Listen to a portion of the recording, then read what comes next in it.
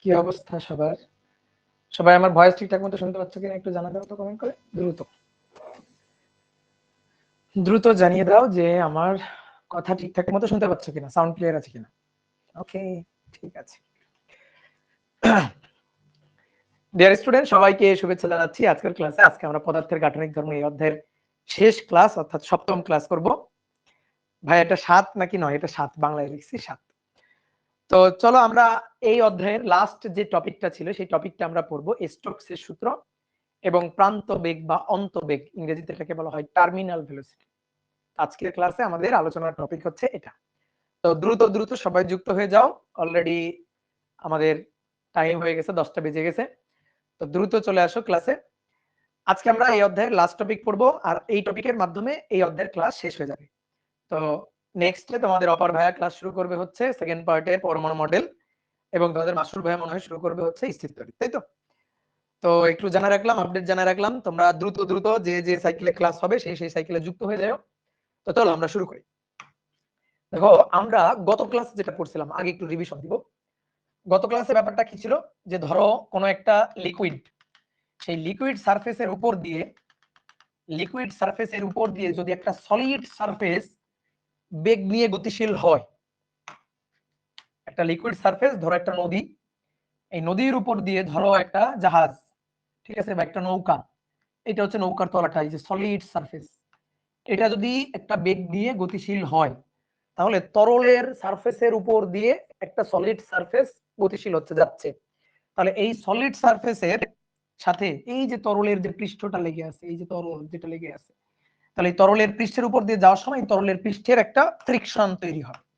তাহলে সেই এই সলিড সারফেসের উপর তরলের এই যে সারফেসের যে ফ্রিকশনটা, এই সারফেসের যে ফ্রিকশন ফোর্সটা কাজ করবে, সেই ফ্রিকশন ফোর্সটা এফ, এবং এই এফ এর মানটা আমরা বের করছিলাম, যে এফ এর মানটা হবে, এফ হবে eta A DV divided by DY. DV divided by DY হচ্ছে বেগ অবক্রম বা বেগের নতি, এ হচ্ছে কন্টাক্ট সারফেস, অর্থাৎ এই সলিডের যতটুকু সারফেস তরলের সাথে লেগে থাকবে, অর্থাৎ তরল এবং সলিডের কন্টাক্ট সারফেস, সেই সারফেস এরিয়াটা। আর এটা হচ্ছে তরলের সান্দ্রতাঙ্ক, এটা তরলের সান্দ্রতা গুণাঙ্ক, বা একসাথে যদি বলি তাহলে সান্দ্রতাঙ্ক। এটাটা কি মিন করে, যে তরলের আঠাত্ব, ঠিক আছে, গাঢ়ত্ব বা ঘনত্বটা না, ঠিক আছে, ঘনত্বের সাথে এটাকে চিন্তা করবে না, এটা হচ্ছে আঠাত্ব, মানে মানে চিপকে ধরা, মানে টেনে ধরা, আঁকড়ে ধরা আর কি। ফ্রিকশন ফোর্স তত বেশি হবে, সান্দ্র বল, এইটাকে আমরা লিকুইডের ফ্রিকশন বা কি বলি, সান্দ্র বল বলি।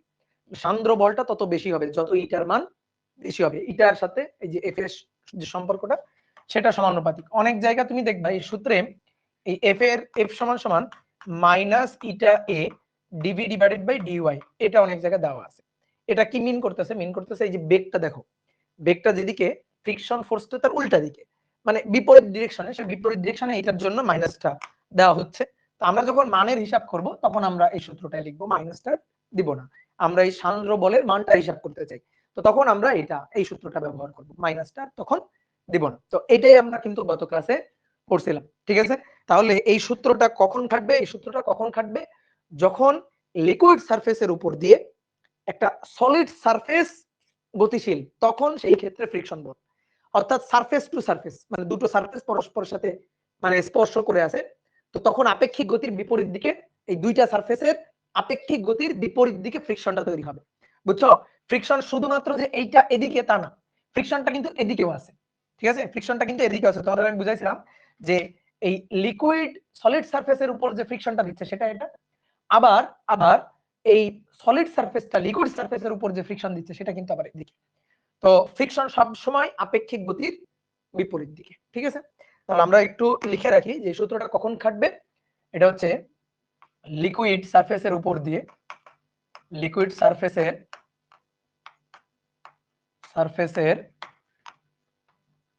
উপর দিয়ে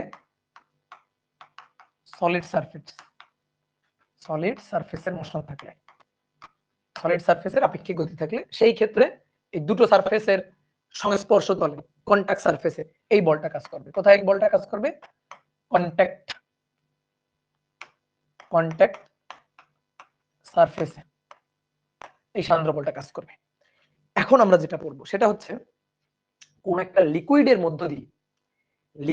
মধ্য দিয়ে যদি কোনো একটা বস্তু গতিশীল হয়, ধরো একটা ড্রামে পানি রাখা হয়েছে, এবার ওই ড্রামের মধ্যে তুমি একটা মার্বেল ফেলে দিলা, তাহলে মার্বেলটা এবার লিকুইডের মধ্য দিয়ে যাচ্ছে, সারফেস দিয়ে গতিশীল না। ওকে, সারফেস দিয়ে গতিশীল না, শুধু পৃষ্ঠের উপর দিয়ে চলতেছে না, এবার কি হচ্ছে লিকুইডের মধ্য দিয়ে চলতেছে। যখন লিকুইডের মধ্যে কোনো সলিড গতিশীল থাকবে তখন তার উপর যে সান্দ্র বলটা এইটা আমরা হিসাব করতে চাই। এটা ছিল নিউটনের সূত্র, এই সূত্রটা নিউটনের। তো কোনো একটা লিকুইডের মধ্যে কোনো একটা সলিড বস্তু গতিশীল থাকলে লিকুইডের মধ্যে ইনসাইডে, ঠিক আছে, যখন এখানে মোশনটা ছিল সারফেসে মোশন, এই যে সলিড বস্তুটা তার মোশনটা ছিল কোথায়, লিকুইডের সারফেসে। এইবার আমরা দেখব লিকুইডের মধ্যে, ধরো এটা হচ্ছে লিকুইড, এটা হচ্ছে লিকুইড, এবার মনে করো এই লিকুইডের মধ্য দিয়ে কোনো বস্তু গতিশীল, ধরো সাবমেরিন, একটা জাহাজ, কি জাহাজ কোথা দিয়ে চলতেছে, সারফেস দিয়ে চলতেছে, তাহলে জাহাজের উপরে যে ফ্রিকশন ফোর্সটা, সান্দ্র বলটা, সেইটা হচ্ছে এটা, এই যে এটা। আর সাবমেরিন কিভাবে চলে, সাবমেরিন কি সারফেস দিয়ে চলে, বলো সাবমেরিন কিভাবে চলে, সাবমেরিন ভিতর দিয়ে ডুবে চলতেছে, তাহলে সাবমেরিন যখন গতিশীল থাকবে, ধরো এটা হচ্ছে সাবমেরিন, বা ধরো একটা মার্বেলের কথা চিন্তা করো, একটা গোলক বস্তুর কথা চিন্তা করো, এইটা যখন এই যে লিকুইডের মধ্য দিয়ে গতিশীল, লিকুইডের মধ্য দিয়ে যখন গতিশীল, তাহলে তখন এই যে গতির বিপরীত দিকে ফ্রিকশন কাজ করবে, যেদিকে গতি তার বিপরীত দিকে এই যে তরলের সারফেসের মানে তরলের ফ্রিকশনটা, এই ফ্রিকশনটা কাজ করবে। তো এই যে ফ্রিকশন ফোর্সটা, এই যে সান্দ্র বলটা, এইটাই আমরা এখন হিসাব করতে চাই, এই সান্দ্র বলটা, সান্দ্র বল। তাহলে তরলের মধ্যে, লিকুইডের ইনসাইডে, লিকুইডের মধ্যে বস্তুর উপর সান্দ্র বল, গতিশীল বস্তুর উপর, গতিশীল বস্তুর উপর সান্দ্র বলটা আমরা হিসাব করতে চাই। তো এই যে সান্দ্র বলটা, এই সান্দ্র বলটা হিসাব করব কার সূত্র দিয়ে, স্টোকসের সূত্র দিয়ে, স্টোকস ল, STOKES, স্টোকস ল, স্টোকসের সূত্র দিয়ে, স্টোকসের সূত্র, এটা দিয়ে আমরা হিসাব করব। তা এখন আজকের ক্লাসে আমাদের পড়ার টপিকটা হচ্ছে এই স্টোকসের সূত্র, এটাই আজকের ক্লাসে আমরা পড়তে চাই। কি কথা বুঝছো, ক্লিয়ার? ওকে, তাহলে চলো আমরা শুরু করি। স্টোকস ল, স্টোকসের সূত্র, স্টোকসের সূত্র, লিকুইডের ইনসাইডে কোন বস্তুর মোশন থাকলে তার উপর সান্দ্র বল।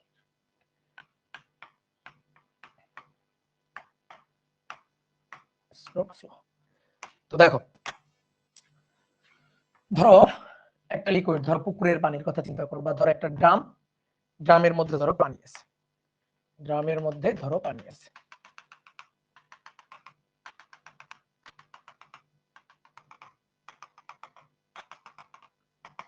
এবার এর মধ্য দিয়ে ধরো কোন একটা বস্তু, ধরো একটা বস্তু, এই বস্তুটা নিচের দিকে গতিশীল, তাহলে এর বেগটা নিচের দিকে, এর বেগটা নিচের দিকে, এই বেগটা ভি।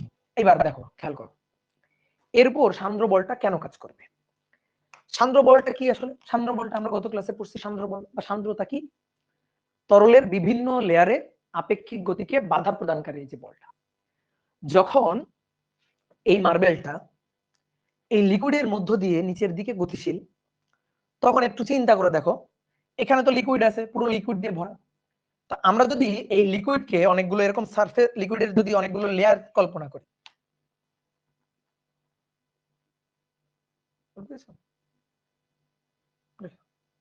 লিকুইডের যদি অনেকগুলো আমরা লেয়ার চিন্তা করি, ধরো এরকম লেয়ার, এরকম লিকুইডের অনেকগুলো লেয়ার, যখন এই মার্বেলটা, যখন এই মার্বেলটা এর মধ্য দিয়ে গতিশীল হবে, তখন এই লেয়ারগুলোর মধ্য দিয়ে যাবে। তাহলে চিন্তা করে দেখো, ভালো করে ব্যাপারটা বুঝো। ধরো আমি একটু লেয়ারগুলোকে আঁকি, ধরো আমি একটু লেয়ারগুলোকে দেখাচ্ছি।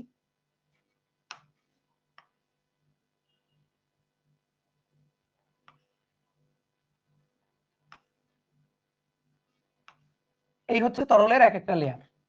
ওকে, ঠিক আছে, কিভাবে এদিকেও এই যে তরলের এক একটা লেয়ার। দেখো কিভাবে সান্দ্র বলটা আসে সেটা দেখো। যখন এই মার্বেলটা ভি বেগে নিচের দিকে যাবে তখন ভালো করে বোঝো, মার্বেলের সাথে যে পানির অণুগুলো আছে, লিকুইডের যে অণুগুলো আছে, এই যে মার্বেলের সাথে এখানে যে স্পর্শ করে যে লিকুইডের অণুগুলো আছে, তো সেই অণুগুলা মার্বেলটার সাথে লেগে আছে। তাহলে যখন মার্বেলটা নিচের দিকে যাবে তখন এই মার্বেলটা ওই যে লেগে থাকা যে তরলের লিকুইডের যে অণুগুলো আছে, মলিকিউলগুলো আছে, সেগুলোকে টেনে নিয়ে যাইতে চাইবে নিচের দিকে। তাহলে দেখো এই যে এখানে যে অণুটা আছে তার কিন্তু একটা বেগ আছে নিচের দিকে। কি কথা বুঝছো? এই যে মার্বেলের যে বেগটা, সেই বেগে কিন্তু এই মার্বেলের সাথে একেবারে স্পর্শ করে আছে, একেবারে চিপকে আছে যে অণুটা, তার একটা বেগ কিন্তু সে নিচের দিকে পাচ্ছে।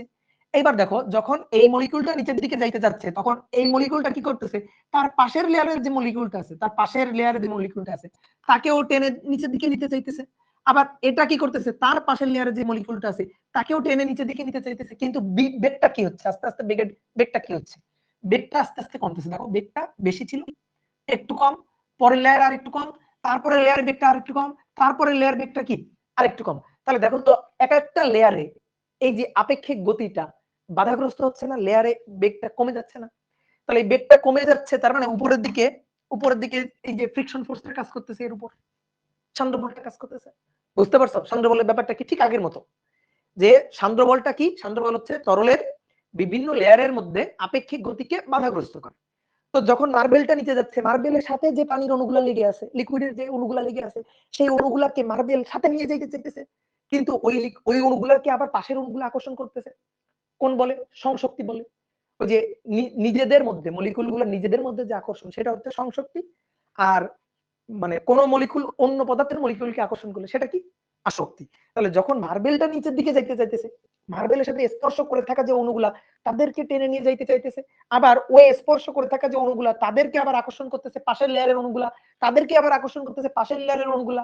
তার মানে কি হচ্ছে, একটা লেয়ার থেকে একটা লেয়ারে কিন্তু বেগটা কমে যাচ্ছে, বেগের অবক্রম তৈরি হচ্ছে, বেগটা হ্রাস পাচ্ছে, তার মানে অবশ্যই উপরের দিকে একটা বল কাজ করতেছে, সেই বলটাই হচ্ছে সান্দ্র বল। সান্দ্র বলকে অনেকে আমরা প্লবতা ভাবি, ভাই প্লবতা এটা না, প্লবতা অন্য জিনিস। প্লবতা হচ্ছে কোন বস্তুকে যদি তরলে নিমজ্জিত করা হয়, তাহলে ওই বস্তু অপসারিত তরলের সমপরিমাণ বল উপরের দিকে দেয়, অপসারিত তরলের ওজনের সমপরিমাণ বল উপরের দিকে দেয়, সেটা হচ্ছে প্লবতা। প্লবতা হচ্ছে বস্তু কর্তৃক অপসারিত তরলের ওজন, এটা হচ্ছে প্লবতা বল। প্লবতা এটা না, আমরা এখানে যেটা বুঝাচ্ছি এটা হচ্ছে সান্দ্র বল, এটা হচ্ছে লিকুইডের ফ্রিকশন ফোর্স। তুমি লিকুইডের মধ্য দিয়ে গতিশীল হবা, তাহলে লিকুইডের একটা ফ্রিকশন কাজ করবে বিপরীত দিকে, যেদিকে মোশন লিকুইডের ফ্রিকশন কাজ করবে তার বিপরীত দিকে। তা আমরা সেই ফ্রিকশন ফোর্সটাকে খুঁজে বের করতে চাচ্ছি, লিকুইডের সেই ফ্রিকশন ফোর্সটা। তাহলে সেই ফ্রিকশন ফোর্সটা কোন দিকে থাকতেছে? গতির বিপরীত দিকে। তাহলে গতির বিপরীত দিকে ফ্রিকশন, এই যে বিপরীত দিকে ফ্রিকশন ফোর্সটা কাজ করতেছে। তো এটাই হচ্ছে সান্দ্র বল। এই এফ এর মানটা আমরা বের করতে চাই। তো তরলের বা প্রবাহীর, শুধু তরল বললে হবে না, প্রবাহীর মধ্যে, প্রবাহী কিন্তু বাতাসও হতে পারে, তাহলে প্রবাহীর মধ্যে মানে ইনসাইডে, কথা বুঝছো? প্রবাহীর মধ্যে কোন সলিড বস্তুর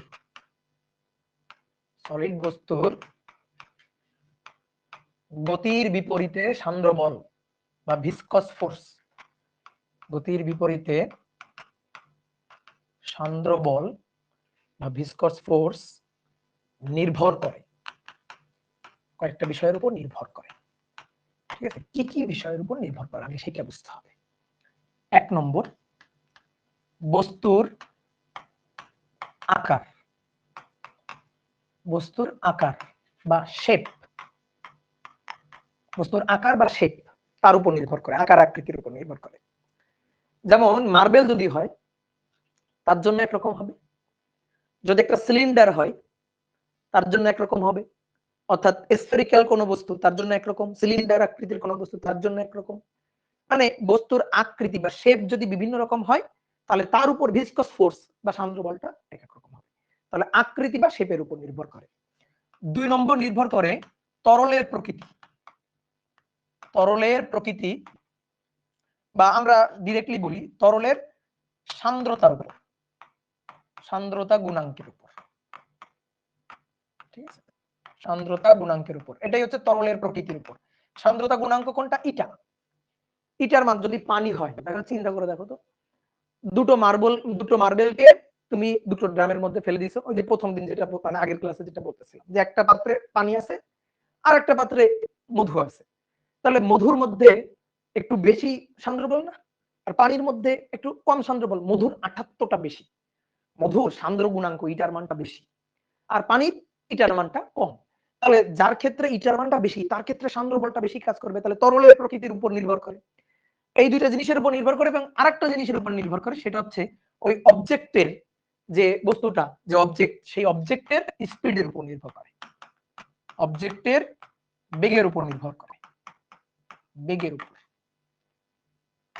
বেগ যত বেশি হবে তত ফোর্সটা, সান্দ্র বলটা বেশি হবে। বেগের মান একটু কম হলে সান্দ্র বলের মানটা কম হবে, বেগের মান বেশি হলে সান্দ্র বলের মান বেশি হবে। তুমি পানির মধ্যে যদি সাঁতার কাটো, ডুব সাঁতার কাটছো কেউ? ডুব সাঁতার মানে ডুব দিয়ে সাঁতার কাটা। তো ডুব দিয়ে সাঁতার কাটতে গিয়ে এটা ফিল করে দেখবা যে তুমি যদি ডুব দিয়ে সাঁতার কাটো, তো তুমি যদি আস্তে সাঁতার কাটো দেখবা পানির ধাক্কা বলটা, মানে পানির বিপরীতেই তো তুমি সাঁতার কাটতেছো।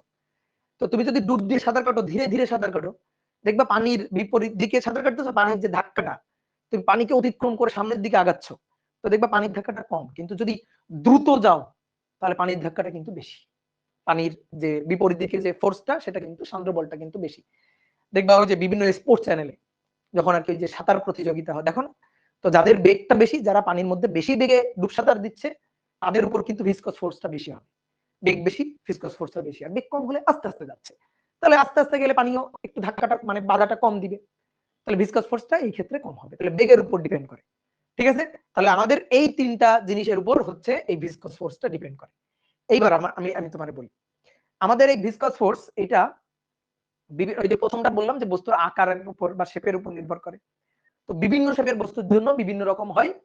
তো সেই হিসাব নিকাশগুলো আমরা পড়তে চাই আর কি। তো আমাদের অনেক উপকার করছে বিজ্ঞানী স্ট্রোক, আমাদের উপকার করছে যে আমাদের আমাদের শুধু পড়া লাগবে, আমাদের বইতে শুধু আছে স্ফেরিক্যাল, স্ফেরিক্যাল অবজেক্টের জন্য সান্দ্র বলের হিসাবটা আছে। সিলিন্ডার আকৃতি বা অন্য কোনো শেপ যদি হয়, তাহলে তার জন্য সান্দ্র বলটা, সান্দ্র বলের সূত্রটা কেমন হবে সেইটা আমাদের নাই, আমাদের শুধু স্ফেরিক্যাল অবজেক্ট, তার জন্য হিসাবটা আছে। তাহলে আমরা এখন শুধু, এটা তো মূল কথা তো বললাম, এখন আমরা শুধু আলোচনা করব কার জন্য? স্ফেরিক্যাল ম্যাটেরিয়ালের জন্য, ঠিক আছে, স্ফেরিক্যাল অবজেক্টের জন্য। তাহলে কোন লিকুইডের মধ্য দিয়ে কে গতিশীল হবে? কোন একটা স্ফেরিক্যাল অবজেক্ট গতিশীল হবে, গোলক আকৃতি কোন বস্তু গতিশীল হবে, তার জন্য সান্দ্র বলের হিসাবটা পড়বো। কেন? কারণ আমাদের বোর্ড বইয়ে এটাই আছে, ঠিক আছে। তাহলে এবার আসো যে স্ফেরিক্যাল স্ফেরিক্যাল অবজেক্টের জন্য লিকুইডের ইনসাইডে সান্দ্র বল বা ভিসকস ফোর্স, সান্দ্র বল, ঠিক আছে। চিত্র এভাবেও আঁকা যায়, ধরো এই যে একটু আগে আঁকলাম যে অবজেক্ট এদিকে যাচ্ছে, সান্দ্র বল এদিকে, অথবা চিত্র এভাবেও আঁকা যায়, মানে যেভাবে আঁকবা, ঠিক আছে। ধরো এটা হচ্ছে লিকুইড, এটা হচ্ছে লিকুইড,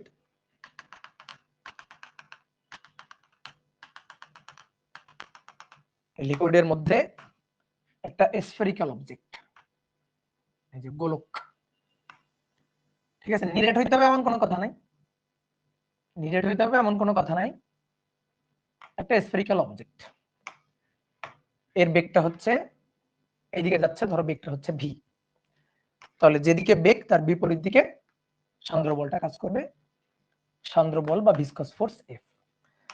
তাহলে গোলকাকৃতি বস্তুর জন্য, গোলকাকৃতি বস্তুর জন্য তরল বা প্রবাহীর অভ্যন্তরে, তরল বা প্রবাহীর অভ্যন্তরে গতির বিপরীতে ভিসকস ফোর্স বা সান্দ্র বল, ভিসকস ফোর্স বা সান্দ্র বল। এবার বিজ্ঞানী স্টোকস বলতেছে যে স্ফেরিক্যাল কোন একটা অবজেক্টের জন্য ভিসকস ফোর্স বা সান্দ্র বল এই সান্দ্র বল কি কি বিষয়ের উপর নির্ভর করে? এবার নির্ভর করে এক, বস্তুর আকারের উপর। আকার তো হয়ে গেছে, আকার শেপ হয়ে গেছে। শেপ কেমন? স্ফেরিক্যাল। এর কি আছে? ব্যাসার্ধ, রেডিয়াস। এর ব্যাসার্ধ বা রেডিয়াসটা হচ্ছে আর। বিভিন্ন ধরনের স্ফেরিক্যাল অবজেক্ট হবে, বিভিন্ন মানে স্ফেরিক্যাল কিন্তু বিভিন্ন আকারের। তাহলে বিভিন্ন আকারের মানে মানে মানে বিভিন্ন ধরনের মানে কি চেঞ্জ বলো তো? ব্যাসার্ধ, তাই না? ব্যাসার্ধ বেশি হলে বড় গোলক, ব্যাসার্ধ কম হলে ছোট গোলক, কিন্তু গোলক তো। তাহলে মানে গোলক বলা হয়ে গেছে। এবার গোলকের গোলকের জন্য আমি ডিফাইন করবো আলাদা আলাদা গোলক কিভাবে? ব্যাসার্ধ দিয়ে। তাহলে এবার আমরা বলবো যে এই সান্দ্র বলটা ব্যাসার্ধের উপর নির্ভর করে, গোলকের ব্যাসার্ধের উপর নির্ভর করে, গোলকের ব্যাসার্ধের উপর নির্ভর করবে। বুঝতে পারছো? ব্যাসার্ধের উপর, তাহলে আর এর উপর, আর এর উপর নির্ভর করবে। বাকি দুইটা সেম। এই যে জাস্ট খালি বস্তুর আকার, আকারটা ডিফাইন হয়ে গেছে স্ফেরিক্যাল। তাহলে স্ফেরিক্যাল হইলে এবার তার কিসের উপর ডিপেন্ড করবে? ব্যাসার্ধের উপর। আর বাকি দুইটা সেম। আর 2 নম্বর হচ্ছে তরলের সান্দ্রতা গুণাঙ্ক, এটার উপর সান্দ্রতা গুণাঙ্ক ইটা এর উপর। আর 2 নম্বর গোলকের বেগ, গোলকের বেগ ভি এর উপর, গোলকের বেগ ভি এর উপর। ঠিক আছে? তো এইবার আমাদের সূত্রটা বানাইতে হবে। তাহলে আমরা এখান থেকে একটা জিনিস বুঝলাম যে এফ নির্ভর করে। একটু প্রথম অধ্যায়ে চলে যাও তো।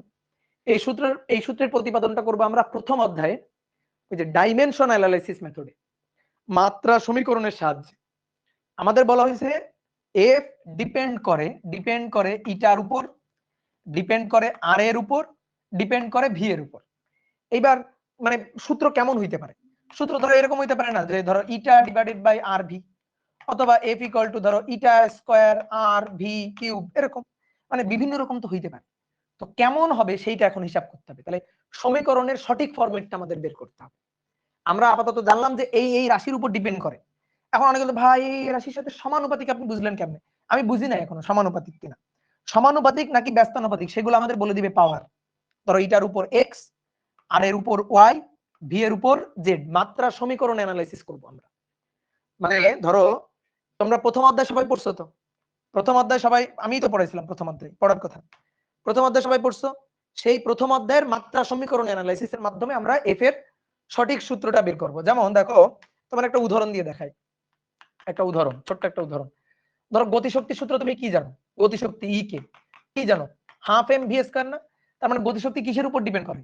এম এর উপর আর ভি এর উপর। তো আমি তোমাকে বললাম যে ধরো তুমি গতিশক্তির সূত্র তোমার মনে করো, ঠিক আছে? ওই যে বাংলা সিনেমায় মাঝে মাঝে কি হয় দেখবা, হচ্ছে সিঁড়ি থেকে পড়ে গেলে বা একটু দেওয়ালে গুতা খাইলে কি হয়, ওই যে স্মৃতি হারাই যায়, মানে আগের সবকিছু ভুলে যায়। তো ধরো তোমার কোনোভাবে ধরো এই যে মানে রুম থেকে বের হইতে কি দরজায় টোকা লাগছে মাথায়, কারণ তুমি কি হয়েছে আগের সব জিনিস ভুলে গেছো। তো তুমি গতিশক্তির সূত্র কিন্তু আগে জানতা, এখন তো ভুলে গেছো। তুমি আমাকে এসে জিজ্ঞেস করছো ভাই গতিশক্তির সূত্র কি? তো আমি তোমাকে বললাম যে গতিশক্তির সূত্র আমি তোমাকে বলবো না, আমি এটুকু বলে দিচ্ছি যে গতিশক্তি ভর এম এবং বস্তুর বেগ ভি এর উপর নির্ভর করে। এবার তুমি সূত্রটা বের করে নাও। তাহলে এম টু দি পাওয়ার, তুমি বলবা আচ্ছা ঠিক আছে আমি সূত্রটা বের করে নিচ্ছি, তাহলে এম এর পাওয়ার এক্স হইতে পারে, ভি এর পাওয়ার ওয়াই হইতে পারে।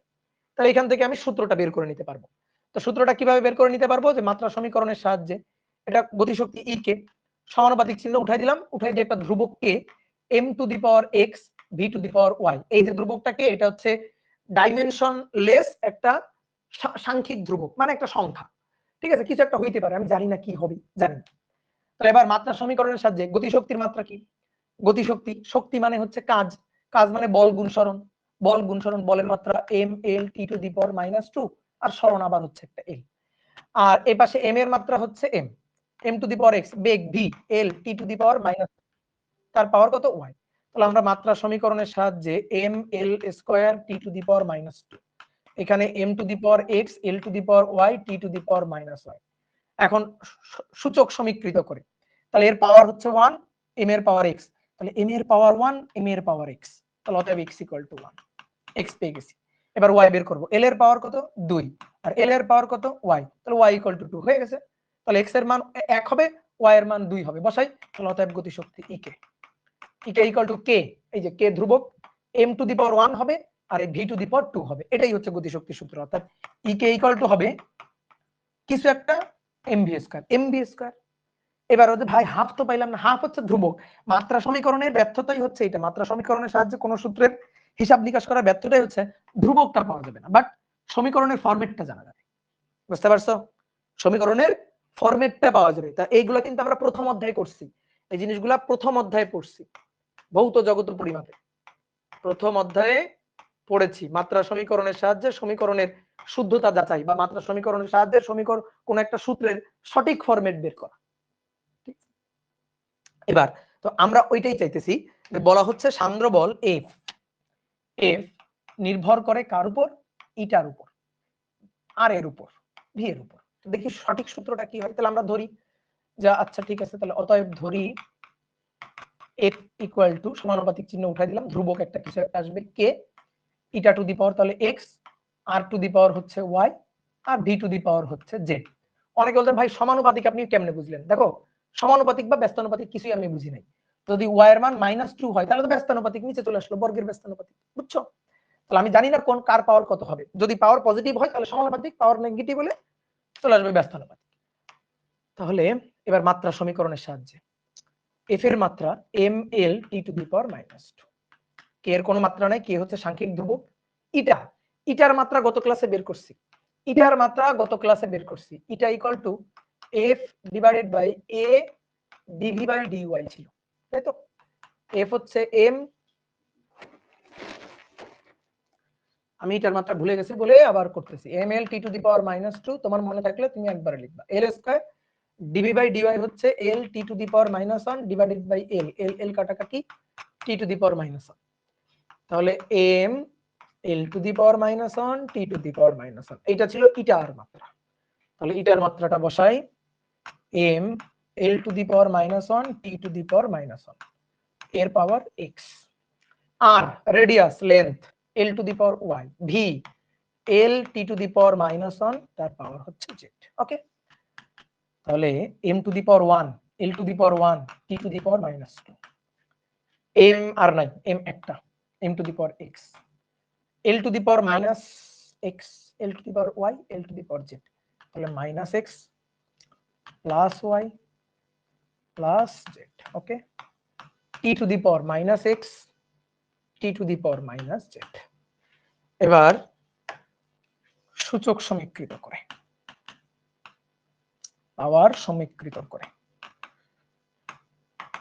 তাহলে m এর পাওয়ার 1, m এর পাওয়ার x, তাহলে x ইকুয়াল টু 1, এই যে x পেয়ে গেছি, আমাদের x দরকার ছিল। এবার l এর পাওয়ার 1 -x plus y plus z, t এর পাওয়ার -2 আর t এর পাওয়ার -x z, তাহলে -2, x এর মান 1, -1 z, তাহলে অতএব z ইকুয়াল টু 1, z এর মান পেয়ে গেলাম। এবার z এর মান এখানে বসাবো, ঠিক আছে? 1, x এর মান 1 প্লাস y, z এর মান 1, এটা এটা কাটা, তাহলে অতএব y ইকুয়াল টু 1, অতএব y ইকুয়াল টু 1, তাহলে অতএব সমীকরণ, তাহলে অতএব f ইকুয়াল টু, সবাই এবার বোর্ডে তাকাও, k eta to the power 1 r to the power 1 b to the power 1, মানে সবই হচ্ছে 1, ঠিক আছে? 1 1 1। এইবার শোনো, বিজ্ঞানী স্টোকস সে স্ফেরিক্যাল অবজেক্টের জন্য এবং স্ট্রিমলাইন মানে প্রবাহীর জন্য, স্ট্রিমলাইন মানে কি? শান্ত প্রবাহ, ঠিক আছে? কোনো স্রোত নাই, মানে এখানে কোনো বিক্ষিপ্ত প্রবাহ না, শান্ত প্রবাহের জন্য, মানে পানির এই যে প্রবাহটা শান্ত প্রবাহ, দেখো এই যে লিকুইডের প্রবাহটা শান্ত প্রবাহ, লিকুইড শান্ত। তো এই শান্ত প্রবাহের জন্য আমি একটু পরে শান্ত প্রবাহ বিক্ষিপ্ত প্রবাহ নিয়ে বলতেছি, আপাতত জাস্ট বুঝো আর কি। তো স্ফেরিক্যাল অবজেক্টের জন্য, বিশেষ করে স্ফেরিক্যাল অবজেক্ট যদি হয়, বিজ্ঞানী স্টোকস হিসাব নিকাশ করে দেখছে কে এর মান, সে এক্সপেরিমেন্ট করে দেখছে যে কে এর মান হয় 6 পাই। কত হয়? 6 পাই, ঠিক আছে? এটা একটু বিশ্বাস করো যে কে এর মান হবে স্ফেরিক্যাল অবজেক্টের জন্য 6 পাই। তাহলে 6 পাই ইটা আর ভি। এই হচ্ছে আমাদের সান্দ্র বলের সূত্র। তাহলে যখন কোনো লিকুইডের মধ্য দিয়ে কোনো একটা সলিড, বিশেষ করে স্ফেরিক্যাল কোনো একটা অবজেক্ট ভি বেগে গতিশীল হবে, তাহলে তার গতির বিপরীতে যে ভিসকাস ফোর্স বা সান্দ্র বলটা কাজ করবে সেটা হচ্ছে 6 পাই ইটা আর ভি। ওকে, তাহলে এই জিনিসটা মাথায় রাখবা। ডাইনামিক স্ট্রাকচারের উপর কি সান্দ্রতা নির্ভর করে? ডাইনামিক স্ট্রাকচার মানে কি বলতেছো? ডাইনামিক স্ট্রাকচার বলতে কি বুঝাইতেছো? কার ডাইনামিক স্ট্রাকচার? লিকুইডের? লিকুইডের ডাইনামিক স্ট্রাকচার হ্যাঁ নির্ভর করে। তো এই কারণে আমরা স্ট্রিম লাইন প্রবাহের জন্য বলবো। আর বস্তুর বেগের উপর তো নির্ভর করে, এই যে বস্তুর বেগ ভি তো আছে, ঠিক আছে? তাহলে স্ফেরিক্যাল অবজেক্টের জন্য কোন একটা লিকুইডের অভ্যন্তরে নট সারফেসে, লিকুইডের অভ্যন্তরে তার তার গতির বিপরীত দিকে যে ভিসকাস ফোর্স বা সান্দ্র বল কাজ করবে সেটার সূত্র F = 6 pi eta R V. যদি সিলিন্ডার আকৃতির বস্তু হয় বা অন্য কোনো বস্তু হয় তাহলে এই কনস্ট্যান্ট চেঞ্জ হবে, ঠিক আছে? সূত্র চেঞ্জ হবে। তা আমরা অধিকার যাব না, আমাদের এটা পড়লেই হবে, এটা আমাদের লাগবে। ওকে ভাই, ভিসকাস ফোর্স কি ফ্রিকশনাল ফোর্স? হ্যাঁ, লিকুইড ফ্রিকশন বলাই যায়। ভিসকাস ফোর্স বা সান্দ্র বলকে লিকুইড ফ্রিকশন বলাই যায়। লিকুইডের ফ্রিকশনটাই তো হচ্ছে সান্দ্র বল, ঠিক আছে? ওকে, তাহলে এইবার আসো সান্দ্র বলের সূত্রটা আমরা পেয়ে গেলাম। এবার সান্দ্র বলের যদি একটা ম্যাথ করি, আমাদের বইয়েরই একটা ম্যাথ করি আমরা। বলা হচ্ছে 200 মিলিমিটার ব্যাসার্ধের, ইসাক স্যারের বইয়ের ম্যাথ, 200 মিলিমিটার ব্যাসার্ধের একেবারে রেডিমেড ম্যাথ। একটি গোলক কোন তরলের মধ্য দিয়ে, একটি গোলক কোন তরলের মধ্য দিয়ে 2.1 into 10⁻² মিটার পার সেকেন্ড বেগে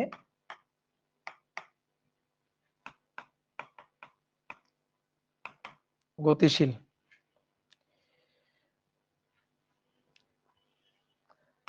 তরলের সান্দ্রতাঙ্ক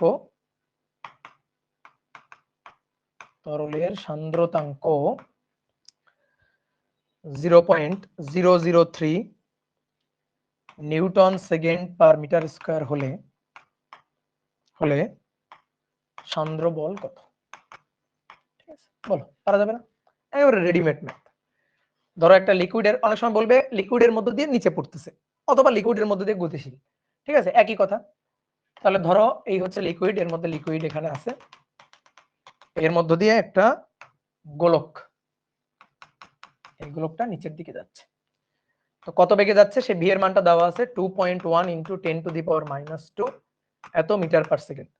তাহলে গতির বিপরীত দিকে যে ভিসকাস ফোর্সটা কাজ করবে F = 6 pi eta R V. এবার খালি মান বসাই দিলাম। 6 পাই ইটার মানটা একেবারে এসআই এককে দেওয়া আছে 0.003, আর এর মান রেডিয়াস 200 মিলিমিটার, 200 গুণ 10⁻³ আর বেগের মান 2.1 into 10⁻²। তাহলে হিসাব নিকাশ করে দেখবা এফ এর মানটা আসবে 2.374 into 10⁻⁴ নিউটন। ওকে, বুঝতে পেরেছো? বলো একটু বলো, কথাবার্তা বলো, না হলে ভালো লাগে না।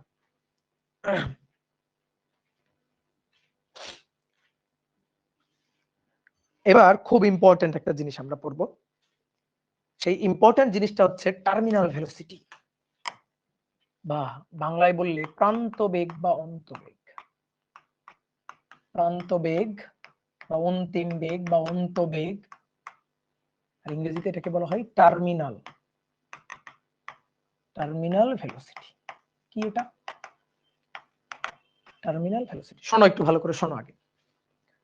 তুমি মনে করো পানিতে, ধরো তুমি একটা ব্রিজের উপর দাঁড়ায় আছো, দিয়ে এবার নদীতে, শান্ত নদীতে একটা কাচের মার্বেল ফেলে দিছো বা একটা ধাতব মার্বেল ফেলে দিছো, যেটা ডুবে যাবে এবং আস্তে আস্তে আস্তে আস্তে ওইটা গিয়ে কি হবে? নদীর তলদেশে পড়বে, তাই না? তো এটা এই লিকুইডের মধ্য দিয়ে, পানির মধ্য দিয়ে নিচের দিকে যখন যাবে তখন একটা বেগ নিয়ে যাবে। তো বলা হচ্ছে এই বেগটা একটা সমবেগ প্রাপ্ত হবে এবং সমবেগেই সে একেবারে নদীর তলদেশে গিয়ে পৌঁছাবে।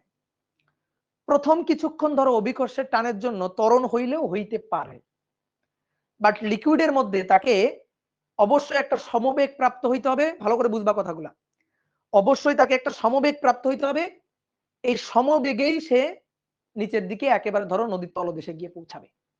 সমবেগ প্রাপ্ত হতেই হবে। এই যে সমবেগটা, এটাকেই বলা হচ্ছে প্রান্তবেগ বা অন্তবেগ বা টার্মিনাল ভেলোসিটি। কি কথা বুঝছো? তাহলে অনেকে বলতে ভাই কেন সমবেগ প্রাপ্ত হইতেই হবে? কেন কেন সে কি ত্বরণ নিয়ে যাইতে পারে না? ত্বরণ নিয়ে যাইতে পারে না? উত্তর হচ্ছে না, পারে না। ত্বরণ নিয়ে যাইতে পারে না। তাহলে সবাই এবার লেখা বাদ দিয়ে আগে দেখো, আমরা আগে ক্ষেত্রটা বুঝি, তারপর সংজ্ঞা লিখবো, তারপর হিসাব নিকাশ।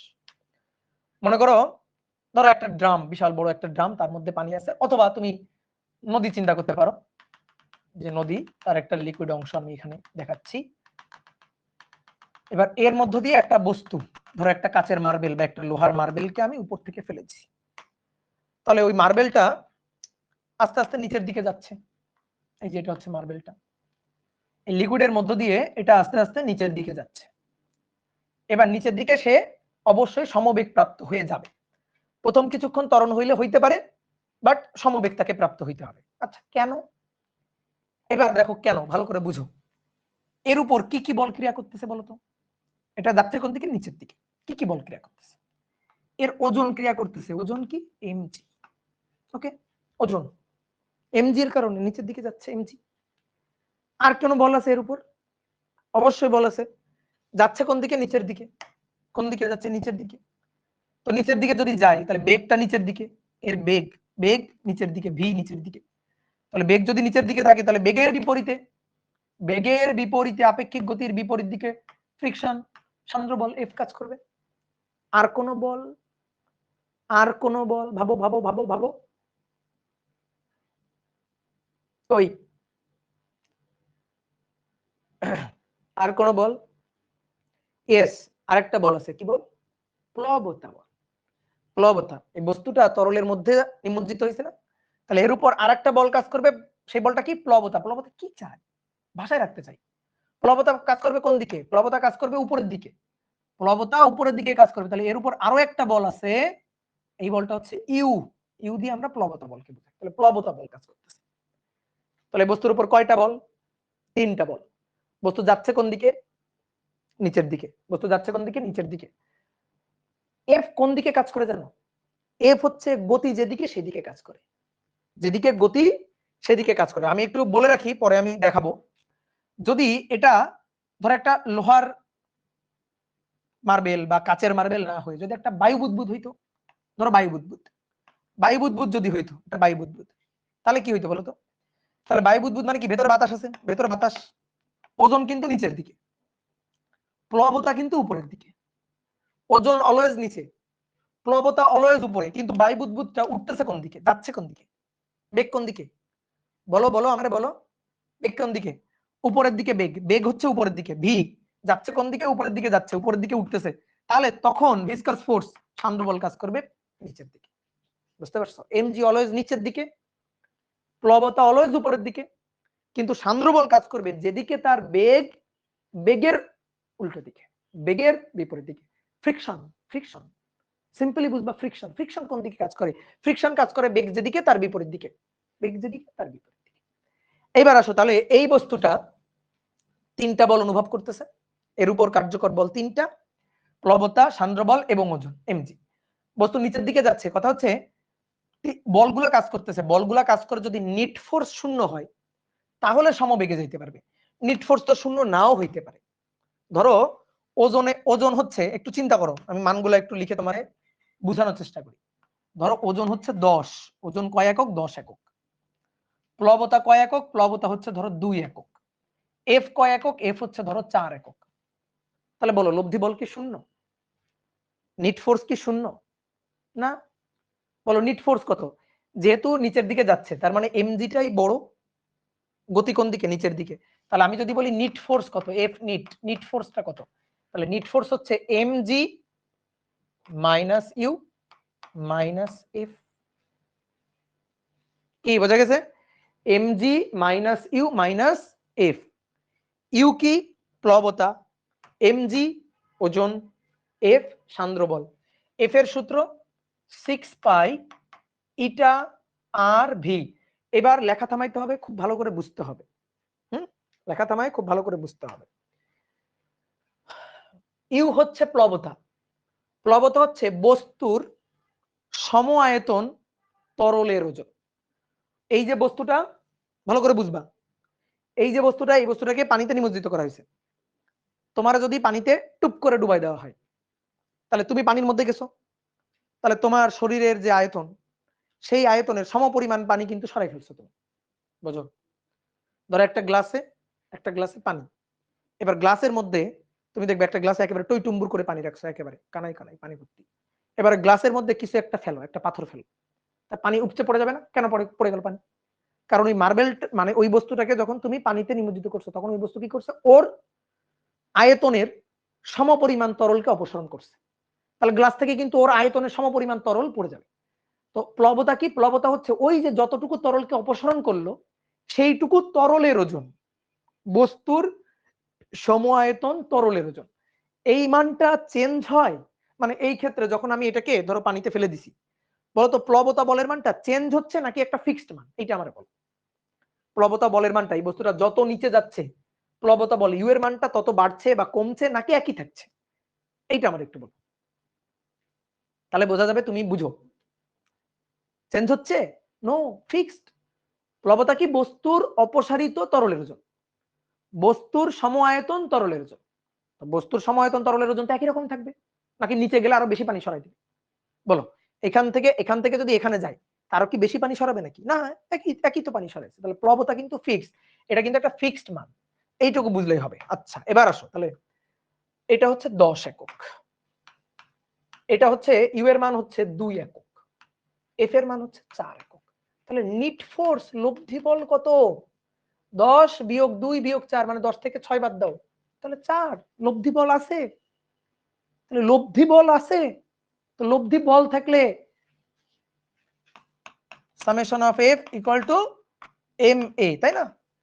তাহলে লব্ধি বল থাকলে কি থাকবে? ত্বরণ থাকবে। আর ত্বরণ মানে কি? বেগ বৃদ্ধি। তাহলে সমবেগ হবে? বলো, সমবেগ কি হবে? না, সমবেগ না, তাহলে বেগ বাড়বে। অনেকে ভাই আপনি বলছেন সমবেগ, এই প্রান্ত বেগ বা অন্তবেগ নাকি সমবেগ? ইয়েস, প্রান্ত বেগ বা অন্তবেগ সমবেগ, কিন্তু এখানে তো হলো না।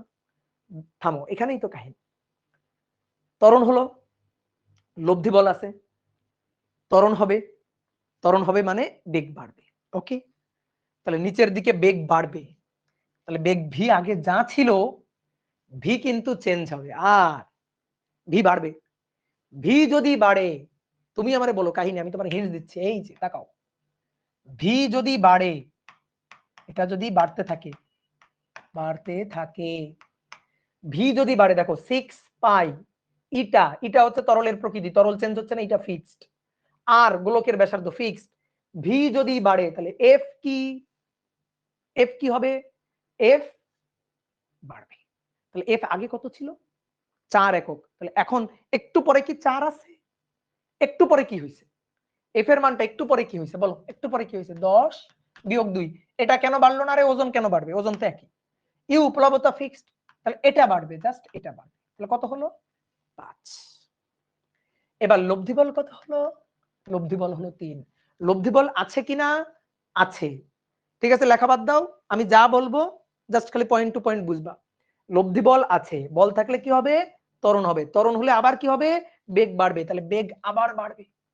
বেগ বাড়লে সান্দ্র বলের মানটা বাড়বে, তাহলে সান্দ্র বলের মানটা, ওই যে তোমার কি বলছিলাম, পানির মধ্যে ডুবসাঁতার দিতেছো, ডুবসাঁতার দিতে থাকলে যত তুমি বেগ বাড়াবা, তত সান্দ্র বল বাড়বে। তাহলে বেগ বাড়বে, সান্দ্র বল বাড়বে, তাহলে বেড়ে এখানে হলো 7, এখানে হলো 7, এটা 2 ফিক্স, এটা 10।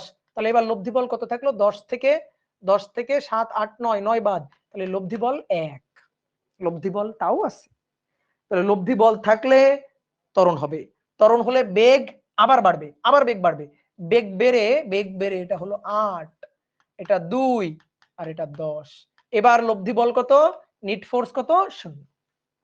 তাহলে লব্ধি বল 0 হয়ে গেছে, F net, F equal to M A, এই নিট ফোর্স 0, তাহলে এ কত, ত্বরণ কত, এ কত, এও শূন্য, তাহলে ত্বরণ শূন্য, ত্বরণ নাই। তাহলে ত্বরণ নাই মানে বেগ ভি কনস্ট্যান্ট। তাহলে বেগ তখন ভি কনস্ট্যান্ট, আর বাড়বে না, তাহলে সমবেগ হয়ে যাবে, সমবেগ প্রাপ্ত হবে। তাহলে একটা সময় গিয়ে কি হবে, সমবেগ প্রাপ্ত হবে। ত্বরণ হচ্ছিল কিন্তু প্রথমে বেগ বাড়ছিল বাড়ছিল বাড়ছিল বাড়ছিল বাড়ছিল বাড়ছিল, একটা সময় গিয়ে বেগ সমবেগ হয়ে গেছে। এবার ওই এই মার্বেলটাকে এবার গভীরতা যতই থাকুক, যত গভীরতা থাকুক, তাকে এবার আজীবন বাকি পথ সমবেগে যাইতে হবে। তাহলে প্রথম কিছুক্ষণ ধরো ত্বরণ হয়েছে, ত্বরণ হয়ে একটা সময় সে সমবেগ প্রাপ্ত হয়েছে। মানে ব্যাপারটা এরকম, ধরো এই মার্বেলটা এখানে, এটা হচ্ছে তলদেশ, ঠিক আছে, এটা হচ্ছে তলদেশ লিকুইডের, এটা হচ্ছে লিকুইডের স্তরটা।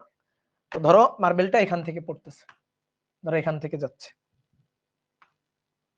এখান থেকে, তাহলে এখানে বেগের মান ছিল ধরো, এখানে বেগের মান ছিল ধরো, প্রথমে বেগের মান ছিল 6, তার একটু পরে বেগের মান ধরো, বেগের মান কমবে, ঠিক আছে।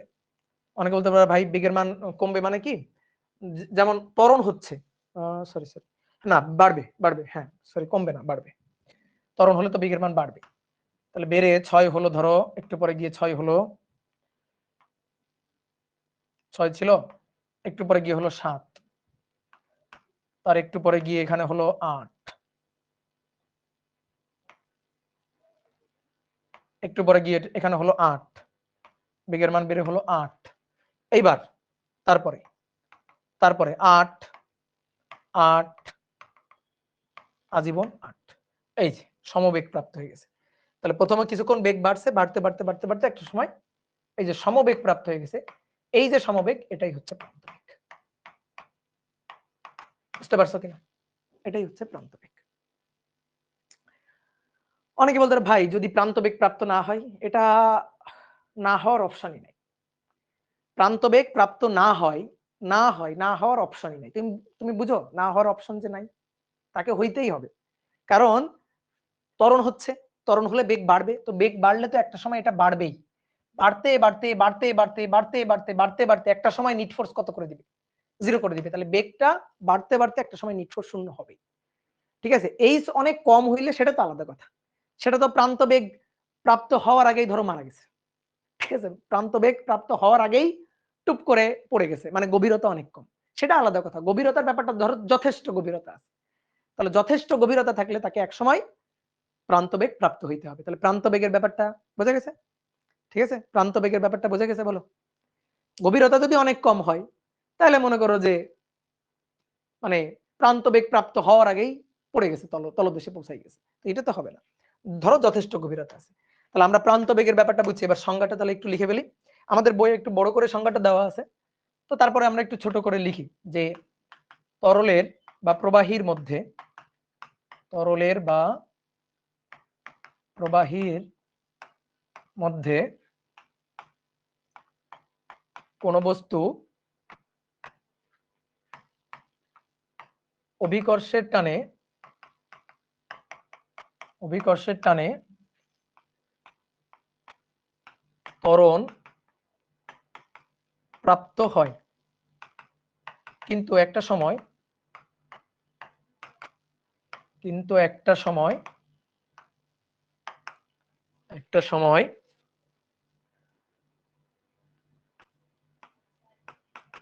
সান্দ্র বলের জন্য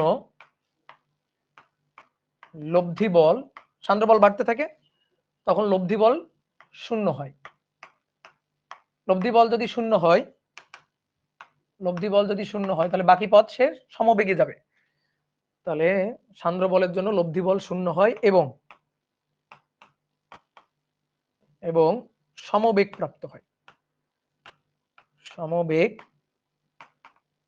প্রাপ্ত হয়, এই সমবেগকে,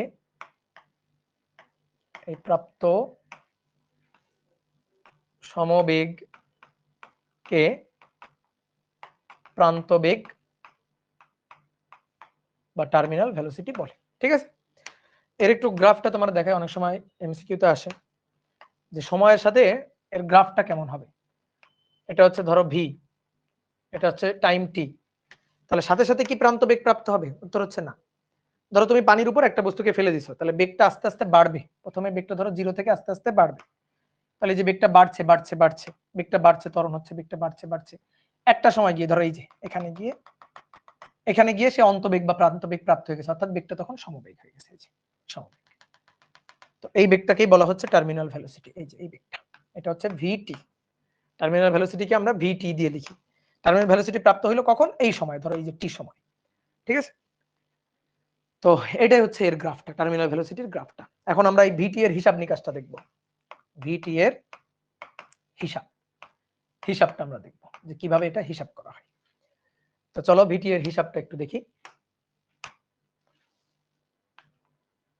প্রান্ত বেগের হিসাব।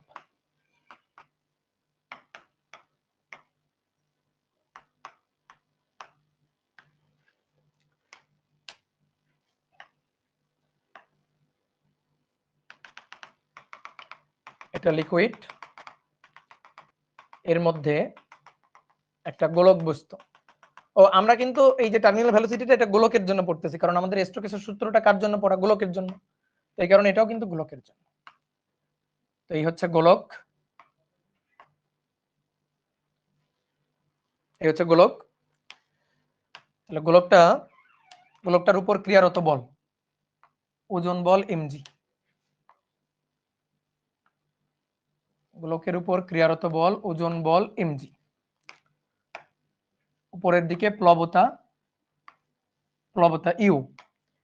তাহলে প্লবতা সবসময় উপরে, এমজি সবসময় নিচে। এবার বস্তু যদি নিচের দিকে যায়, বস্তুর বেগটা যদি নিচের দিকে থাকে, ভি যদি নিচের দিকে থাকে, তাহলে তখন সান্দ্র বলটা কাজ করবে উপরের দিকে, অর্থাৎ গতির বিপরীত দিকে, ঠিক আছে? এই যে বস্তুটা, এই বস্তুটার ঘনত্ব,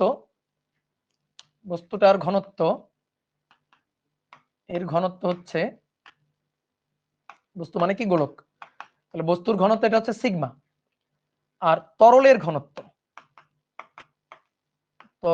ঘনত্ব এটাকে আমরা বললাম রো। আচ্ছা বলো তো, বস্তুটা এটা উপরে উঠবে নাকি নিচে নামবে? এটা ডিপেন্ড করে কার উপর? বলো তো, উপরে উঠবে নাকি নিচে নামবে? এটা ডিপেন্ড করে কার উপর? কোন দিকে যাবে এটা ডিপেন্ড করে কার উপর? বলো বলো বলো। ডেনসিটি, ঘনত্বের উপর। ইয়েস। যদি পানির ঘনত্ব বা লিকুইডের ঘনত্বের চেয়ে অবজেক্ট গোলকের ঘনত্বটা বেশি হয়, তাহলে সেই ক্ষেত্রে নিচের দিকে যাবে। তাহলে এই ক্ষেত্রে আমরা ধরছি কোন দিকে যাচ্ছে? নিচের দিকে। That means sigma is greater than rho, ঠিক আছে? সিগমা বেশি রো এর তুলনায়। যদি সিগমা কম রো এর তুলনায় হতো, তাহলে কিন্তু আবার উপরের দিকে যাইতো, তখন কিন্তু এটা উপরের দিকে যাইতো, তখন সান্দ্র বল আবার কাজ করতো নিচের দিকে। ওকে, তাহলে এবার প্রান্ত বেগ যখন প্রাপ্ত হবে তখন নিট ফোর্স 0। তাহলে প্রান্ত বেগ বা টার্মিনাল ভেলোসিটি যখন প্রাপ্ত হলে নিট ফোর্স এফ নিট হচ্ছে 0। আচ্ছা, নিট ফোর্সটা কি? নিট ফোর্সটা হচ্ছে, ধরো নিচের দিকে যাচ্ছে, এমজি বড় ধরলাম, মাইনাস ইউ মাইনাস এফ। তাহলে নিট ফোর্স যদি 0 হয়, এটা যদি 0 হয়, 0 MG minus U minus F, তাহলে একটা কাজ করি, ইউ আর এফটাকে এক পাশে নিয়ে আসি আর এমজিটাকে এক পাশে নিয়ে যাই। ইউ আর এফটাকে এক পাশে নিয়ে যাব আর এমজিটাকে এক পাশে নিয়ে যাব। তাহলে F plus U equal to M G. Okay, তাহলে এবার আসো হিসাব নিকাশ, সবাই এবার বোর্ডে তাকাও। F equal to 6 pi eta R V. এই যে ভিটা তখন ভিটি, এই ভিটা তখন ভিটি, যখন প্রান্ত বেগ প্রাপ্ত হয়ে যাবে, তাহলে দ্যাট ইজ ভিটি। এবার ইউ হচ্ছে প্লবতা। তো প্লবতা বলের হিসাবটা আমি বসাচ্ছি পরে, আগে এমজি এর হিসাবটা বসাই। সবাই একটু বোর্ডে তাকাও। এমজি, এম হচ্ছে বস্তুর ভর এম। এম ইকুয়াল টু ঘনত্ব মানে রো ভি, তাহলে ঘনত্ব গুণ আয়তন, বাংলায় লিখলাম। বলো তো এম ইকুয়াল টু কি লিখবো? রো লিখবো? রো নো, এম হচ্ছে বস্তুটার ঘনত্ব কত? সিগমা। তাহলে সিগমা আয়তন 4/3 পাই আর কিউব। ওকে, তাহলে এখানে এম বসাই দিলাম, M equal to sigma 4/3 pi R cube into হচ্ছে জি। এবার আসো ইউ হচ্ছে প্লবতা, ইউ বাংলা লিখি বস্তুর সম আয়তন বস্তু যতটুকু তরল অপসারণ করে তার আয়তন বস্তুর আয়তনের সমান। তাহলে বস্তুর সম আয়তন তরলের ওজন। তরলের ওজন, তাকাও এবার বোর্ডের দিকে তাকাও। বস্তুর সম আয়তন, আয়তনটা বস্তুর সমান, কিন্তু ওজনটা কার? ওজনটা তরলের। বুঝতে পেরেছো? তাহলে বস্তুর সম আয়তন তরলের ওজন। তাহলে বস্তুর সম আয়তন তরলের ভর, ধরো এম প্রাইম ইন্টু জি। এবার এই এম প্রাইম ইকুয়াল টু কত হবে? এম প্রাইম কি? এম প্রাইম কি বস্তুর ভর? নো। এম প্রাইম কি বস্তুর ভর? নো। এম প্রাইম কি? তোমরা বলো। বস্তুর, বাংলায় বলো, আমার সাথে সাথে বলো। বস্তুর সম আয়তন তরল। বস্তুর সম আয়তন তরলের ওজন। তাহলে এম প্রাইম হচ্ছে বস্তুর সম আয়তন তরলের ভর। তাহলে চিন্তা করো, বস্তুর সম আয়তন, বোর্ডে তাকাও, 4/3 পাই আর কিউব বস্তুর সম আয়তন, কিন্তু ভরটা কার? তরলের ভর। এম ইকুয়াল টু ঘনত্ব গুণ আয়তন, আয়তন নিছি, ঘনত্ব, ঘনত্ব হচ্ছে রো, কেন? তরলের ঘনত্ব তাই। ঘনত্ব হচ্ছে রো, কেন? তরলের ঘনত্ব তাই। বুঝছো এটা? বুঝছো? ওজন তাহলে গুণ দিতে হবে জি। তাহলে rho 4/3 pi R cube into জি। সবাই বুঝছো? হাত তোলো, বুঝছো কিনা? প্লবতা, এটা 9 10-এ পড়া। বস্তুর সম আয়তন তরলের ওজন। তাহলে বস্তুর সম আয়তন, ওজনটা কার? তরলের, সুতরাং তরলের ঘনত্ব রো। তাহলে বসাই এবার rho 4/3 pi R cube into জি। এবার এই দুইটাকে ওই পাশে নিয়ে যাই।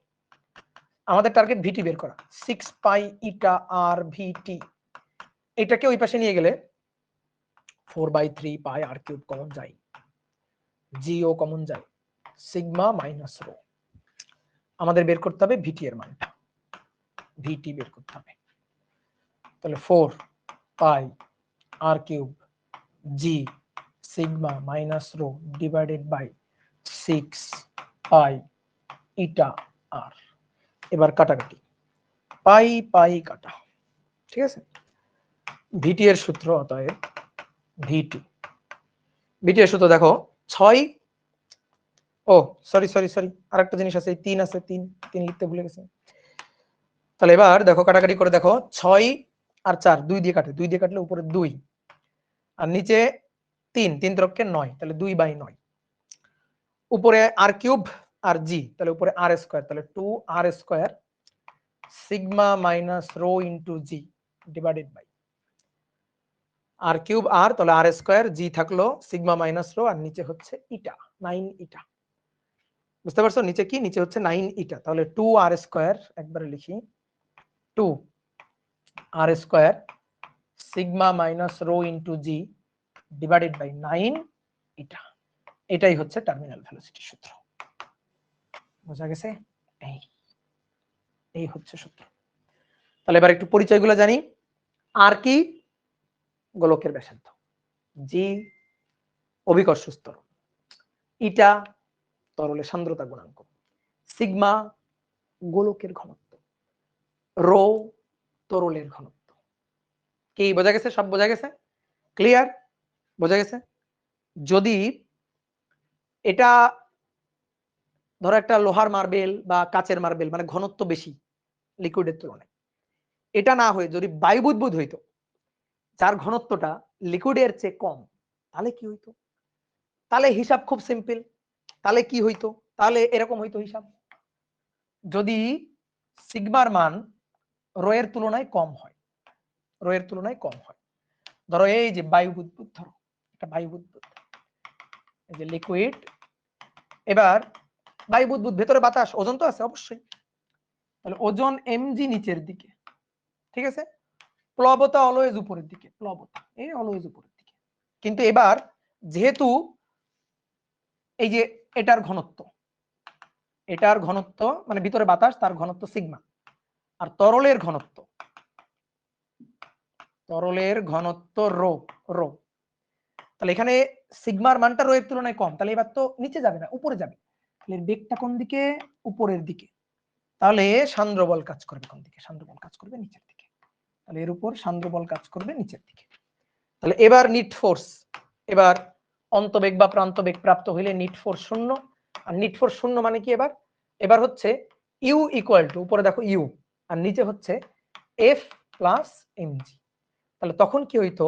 ইউ হচ্ছে প্লবতা, তো 4/3 পাই আর কিউব, ইউ প্লবতা বস্তুর সমআয়তন তরলের, তাহলে এটা রো, এটা রো, জি এটা হচ্ছে 6 পাই ইটা আর ভিটি, এম বস্তুর জন্য মানে গোলকের জন্য মানে বাতাসের গোলক, তাহলে বাতাসের ঘনত্ব হচ্ছে সিগমা, তাহলে sigma into 4/3 pi R cube জি। তাহলে আমরা যদি আবারও ভিটি বের করতে চাই, ভিটি এটা যদি বের করতে চাই, তাহলে ভিটি যদি বের করতে চাই তাহলে এটাকে এই পাশে পাঠাবো, এটাকে এই পাশে পাঠিয়ে দিলে 4/3 পাই আর কিউব কমন গিয়ে rho minus sigma, rho minus sigma R divided by 6 pi eta R, কাটাকাটি করলে এবার ভিটি ইকুয়াল টু হবে 2 R square, 2 R square sorry G miss গেছে, 2 আর স্কয়ার পাই পাই কাটাকাটি 2 R square rho minus sigma into G divided by 9 eta. বলো তো ডিফারেন্সটা কোথায়? Where is the difference? ডিফারেন্সটা ধরতে পারছো কিনা? সূত্রের ডিফারেন্সটা কোথায়? দাদা সিগমার মান কি উল্লেখ করা থাকবে? অবশ্যই অবশ্যই ঘনত্ব উল্লেখ করা থাকবে। বলো বলো বলো বলো বলো, কোথায় গেলা? হারাই গেলা কেন? বলো বলো বলো, ডিফারেন্সটা কোথায়? ডিফারেন্সটা ডিফারেন্সটা হচ্ছে সিগমা মাইনাস, মানে আগে ছিল সিগমা মাইনাস রো, এবার রো মাইনাস সিগমা, এটাই হচ্ছে ডিফারেন্স। ঠিক আছে, সবসময় চিন্তা করবা বড় ঘনত্ব বিয়োগ ছোট ঘনত্ব। অথবা এই সূত্রের একটা তাৎপর্য আছে, সূত্রের একটা তাৎপর্য আছে, আমি তো তোমার দেখাই দিলাম যে বায়ু বুদবুদ হলে কি হবে, উল্টা হবে, এখানে বিয়োগটাই যে উল্টা হবে, এই যে এটার উল্টাটা হবে। তো তোমার দরকারও নাই, তুমি সবসময় এটা দিয়ে ম্যাথ করবে, আমি এটাকে বক্স করবই না, ধরো এটাকে বক্স করার দরকারই নেই, আমরা এটাকেই বক্স করব। সবাই একটু বোর্ডে থাকো, বোর্ডে থাকো। আমরা এটাকে বক্স করছি, আমি যা জিজ্ঞেস করবো এখানে তাই কমেন্ট করবো, আমি দেখতে চাই। বলতো এই বেগটা আমরা ধরে নিছি কোন দিকে, কোন দিকে ধরে নিছি? নিচের দিকে। ওকে, সিগমার মান আমরা বসাবো, রো এর মান আমরা বসাবো, সিগমা বেশি রো এর মান কম, তাহলে এখান থেকে ভিটি এর মানটা কি পাবো? মানটা কি পাবো? প্লাস পাবো না মাইনাস পাবো? এই সূত্র অনুযায়ী আমরা কি পাবো? ভিটি প্লাস পাবো। তাহলে প্লাস পাইলে আমরা কোন দিকে ধরে নিছি? নিচের দিকে, তাহলে প্লাস পাইলে কোন দিকে? নিচের দিকে, নিচের দিকে। যদি মানটা প্লাস আসে তাহলে কোন দিকে? নিচের দিকে। এবার এবার চিন্তা করো, এবার সিগমার মানটা রো এর তুলনায় কম, যদি আমরা মান বসাই, এই সূত্র দিয়ে হিসাব করি, হিসাব করলে এবার কি আসবে? এবার আসবে মাইনাস, তাই না? এবার আসবে মাইনাস, মাইনাস আসবে। আর সিগমার মানটা রো এর তুলনায় কম হইলে কোন দিকে বস্তু কোন দিকে যাবে? তখন প্র্যাকটিক্যালি চিন্তা করো, কোন দিকে যাবে? উপরের দিকে। তাহলে এই সূত্র অনুযায়ী যদি মাইনাস আসে, মাইনাস আসে, তার মানে আমরা ধরছি কোন দিকে? এখানে এই সূত্র আবিষ্কার করছি মানে ডেরিভেশন করছি যখন, তখন আমরা বেগটাকে ধরে নিছি কোন দিকে? নিচের দিকে। তাহলে আমরা নিচের দিকে ধরে নিয়ে হিসাব করছি, করে দেখতেছি কি ভিটি এর মানটা মাইনাস আসলো, মাইনাস আসলো। তাহলে মাইনাস আসলে আমাদের চোখে আঙুল দিয়ে বুঝাই দিচ্ছে যে এই তুমি কোন দিকে ধরে নিছিলা? নিচের দিকে। দেখো মাইনাস আসছে, তার মানে তুমি যেদিকে ধরে নিছিলা সেদিকে না, তার বিপরীত দিকে। তাহলে তুমি ধরে নিছিলা নিচের দিকে, তাহলে তার বিপরীত দিকে কোনটা? উপরের দিকে। বুঝতে পারছো না পারো নাই? কত সহজ। তাহলে এই সূত্র অনুযায়ী যদি প্লাস আসে তাহলে আমরা যেটা ধরে নিছি সেটাই ঠিক, নিচের দিকে। আর এই সূত্র অনুযায়ী যদি মাইনাস চলে আসে তাহলে আমরা যেটা ধরে নিছি না এটা ঠিক না, নিচের দিকে যাচ্ছে না, তাহলে কোন দিকে যাচ্ছে? উপরের দিকে। বুঝতে পারছো? উপরের দিকে। আবার বলদের মতো এটা বলো না ভাই উপরের দিক হলে তো আমরা প্লাস ধরি, নিচের দিক হলে তো আমরা মাইনাস ধরি, এগুলো আবার বলো না।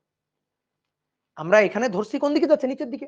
তাহলে এই সূত্র অনুযায়ী প্লাস আসলে যা ধরছি তাই ঠিক, আর এই সূত্র অনুযায়ী যদি মাইনাস আসে তাহলে যা ধরছি তার উল্টাটা ঠিক। বুঝছো? গুড। তাহলে আমাদের মোটামুটি টপিক শেষ। আরেকটা কয়েকটা ম্যাথ করব, কয়েকটা ম্যাথ করব, তারপর আরেকটা সূত্র পড়বো। ঠিক আছে, তোমারে একটা সুন্দর একটা ম্যাথ করে,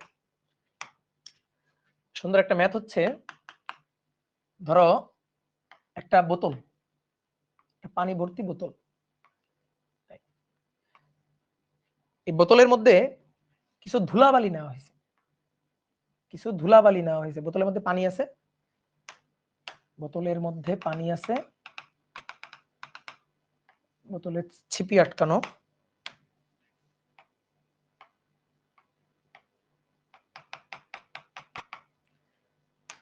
এই যে একটা বোতল, বোতলে ছিপে আটকানো, বোতল কিন্তু একটা, আমরা আর একটা আঁকলাম, লাগতে পারে পরে।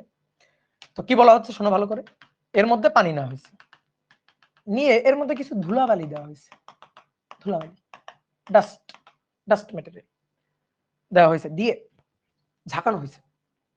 ঠিক আছে, বোতলটা ঝাঁকানো হয়েছে। ঝাঁকানো হলে এই পানিটা পরিষ্কার পানি ঘোলা হয়ে যাবে না, তাই না? এবার অনেকক্ষণ আমি এটাকে রেখে দিছি, পাতন প্রক্রিয়া যেটারে বলে। ঠিক আছে, অনেকক্ষণ রেখে দিছি। রেখে দিলে আমরা কি দেখবো, এর মধ্যে ধুলাবালি ছিল। এই যে এগুলা ধরো ধুলাবালি, ঠিক আছে, এগুলা হচ্ছে ধুলাবালি।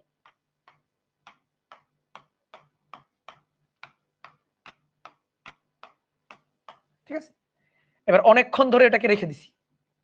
রেখে দিলে আমি কি দেখতে পারবো, আমি দেখতে পারবো এই যে ধুলাবালির যে কণাগুলো, এই কণাগুলো এসে কোথায় জমা হয়েছে, নিচে জমা হয়েছে। আর উপরের পানিটা কি হয়ে গেছে, উপরের পানিটা স্বচ্ছ হয়ে গেছে। বলো এটা দেখতে পারবো না?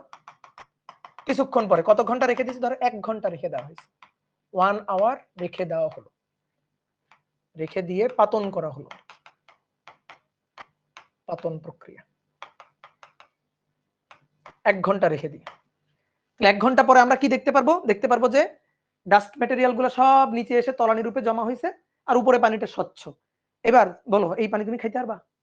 এর মধ্যে কিন্তু ধুলাবালি দিছিলাম আমি, উপরে পানি তো স্বচ্ছ পরিষ্কার হয়ে গেছে। না, খাবা না। কেন?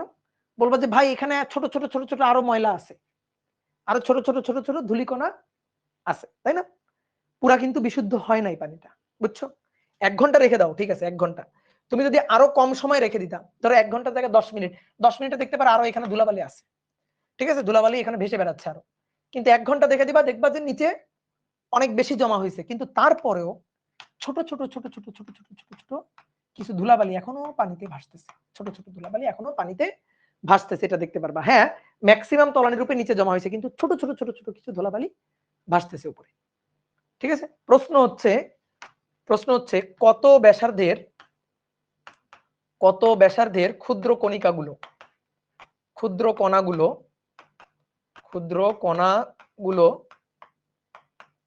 1 ঘন্টা পরও পানিতে ভাসবে,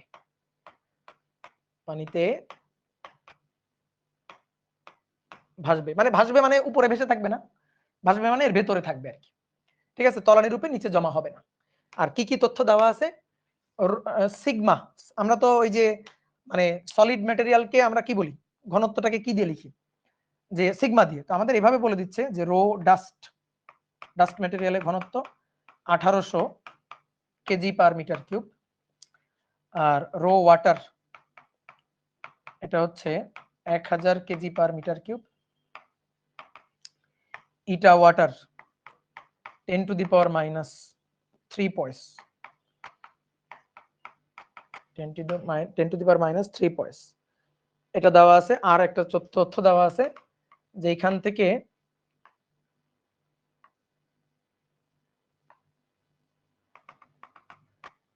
এই দূরত্বটা হচ্ছে 10 সেন্টিমিটার, এখান থেকে এই দূরত্বটা হচ্ছে 10 সেন্টিমিটার। আর কোনো তথ্য হয়তো লাগবে না। ঠিক আছে, বলো হিসাব করা যাবে? দাদা 100% তলানি পড়বে না, জীবনও না 100% তলানি পড়বে না, ছোট ছোট ধুলাবালি এখনো দেখবা ভাসবে, কিছুক্ষণ ভাসবে। ঠিক আছে, আণুবীক্ষণিক কিছু কিছু ছোট ছোট ছোট ছোট ক্ষুদ্র ক্ষুদ্র কণাগুলা দেখবা তাও ভাসতেছে। তাহলে এবার আসো, দেখো দেখবা বড় বড় যে কণাগুলা, সেই কণাগুলো আগে নিচে পড়ে যাবে। কেন? কারণ বড় বড় যে কণাগুলা তাদের প্রান্তবেগটা বেশি। ছোট ছোট যে কণাগুলা যত ছোট হবে তার প্রান্তবেগ তত কম হবে। কেমনে? প্রান্তবেগের সূত্রটা কি? প্রান্তবেগের সূত্রটা হচ্ছে VT equal to 2 pi square sigma minus rho G divided by 9 eta. তাই দেখো, ডাস্ট ম্যাটেরিয়াল গুলার ঘনত্ব আমি জানি, ওয়াটারের ঘনত্ব জানি, অর্থাৎ সিগমা জানা, রো একই, জি এর মান একই, ইটার মান একই, আর এর মানগুলোই আলাদা। আর ভিটি এর সাথে আর এর সম্পর্ক বর্গের সমানুপাতিক। তাহলে কোন কণাগুলো আগে তলানি রূপে নিচে গিয়ে পড়বে? আগে নিচে গিয়ে পড়বে, বলো কোন কণাগুলা আগে নিচে গিয়ে পড়বে? যার ব্যাসার্ধ বেশি, অর্থাৎ বড় বড় যে কণাগুলা, আর বেশি যার সে আগে গিয়ে নিচে পড়বে। তাহলে যার আর কম সে দেরিতে গিয়ে পড়বে। তাহলে আমাদের দেখতে হবে 1 ঘন্টার মধ্যে কারা কারা যাইতে পারে নাই, 1 ঘন্টার মধ্যে কোন কোন ব্যাসার্ধের কণাগুলা যাইতে পারে নাই, বা 1 ঘন্টার মধ্যে কত ব্যাসার্ধের কণাগুলা তলানির উপরে নিচে পড়ছে, বুঝছো? এটা কত সেন্টিমিটার, দূরত্বটা কত সেন্টিমিটার, মানে বোতলের হাইটটা 10 সেন্টিমিটার, কতক্ষণ রেখে দিছি আমি? 1 ঘন্টা রেখে দিছি। তাহলে একেবারে একেবারে কি রে ভাই, মেসেঞ্জারে ঠুক ঠুক ঠুক ঠুক করতেছে কেন এত? তাহলে আবার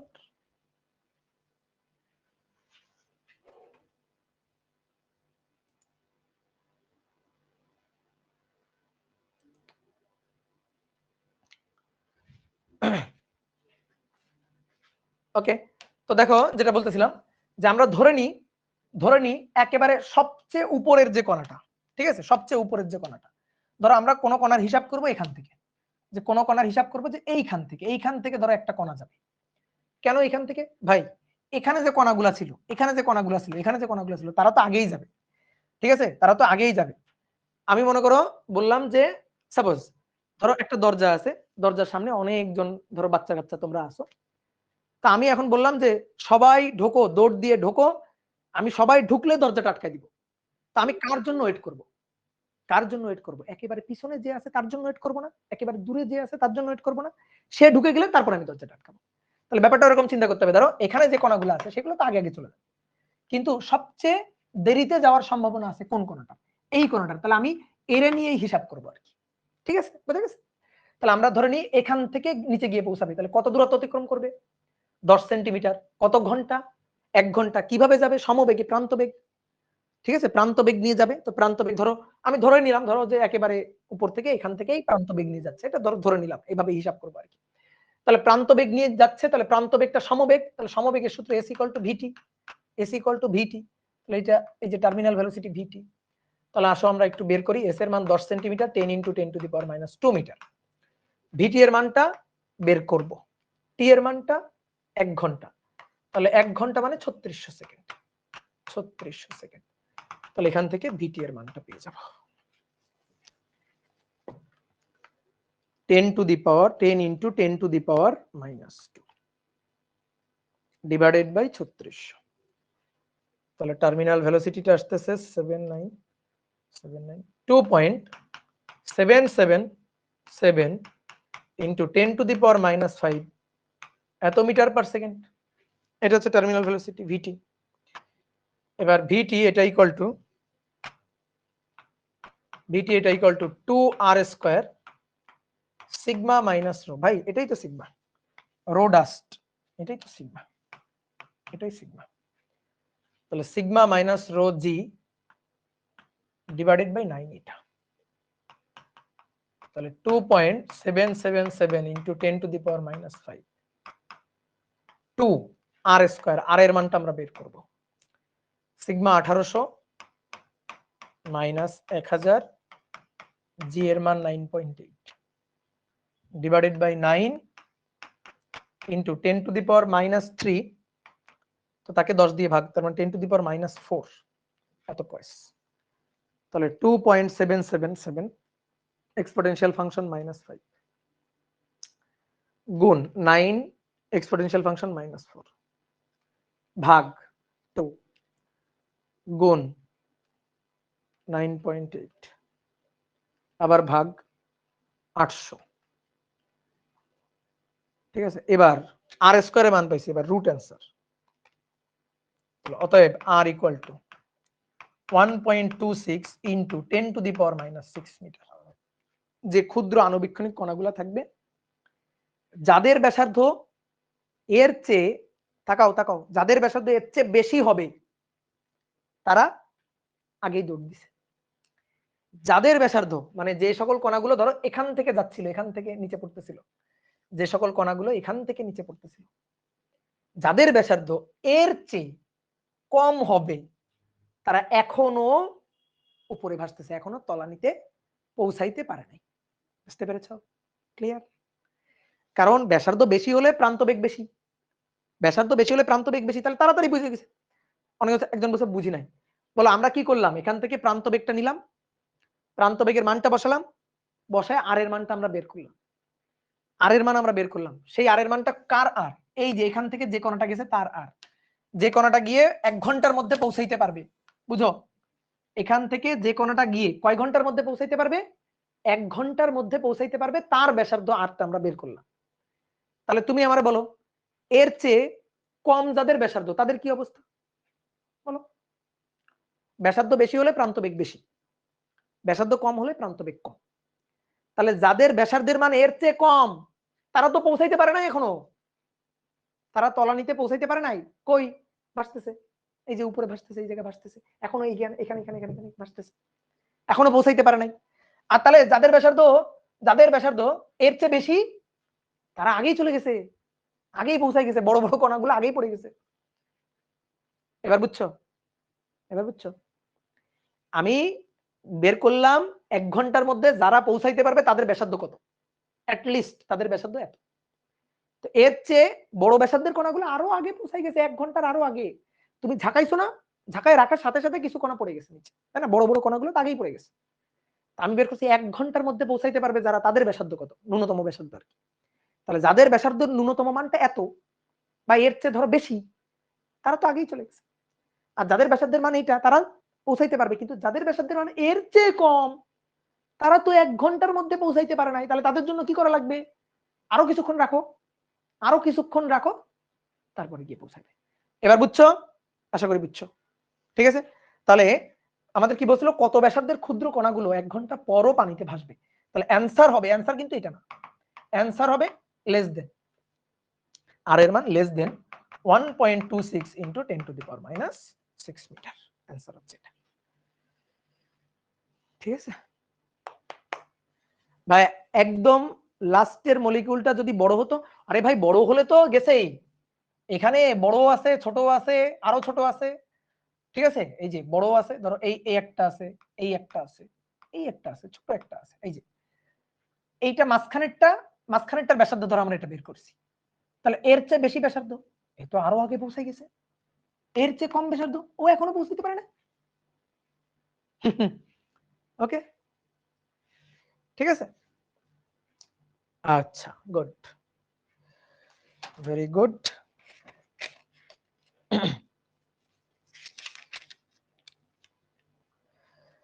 এবার চলো একটু ছোট্ট ম্যাথ করি, বোর্ডে আসা ম্যাথ, বরিশাল বোর্ডে আসা। বলা হচ্ছে দুটি গোলক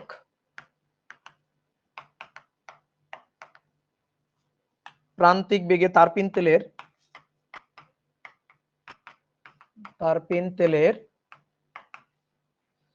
তলায় গিয়ে পড়লো। একটা পাত্রে ধরো তারপিন তেল আছে, তার তলায় গিয়ে পড়লো। বড় গোলকটি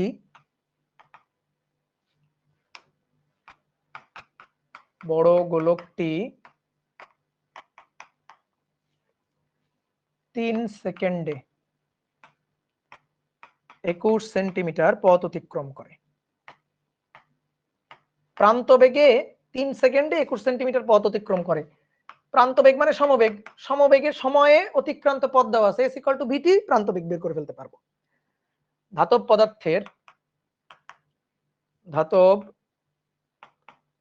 পদার্থের ঘনত্ব আমাদের বলে দিয়েছে 4 × 10⁻³ kg/m³। তেলের ঘনত্ব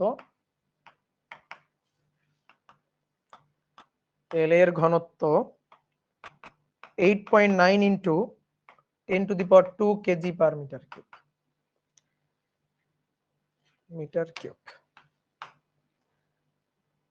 বড় গোলকের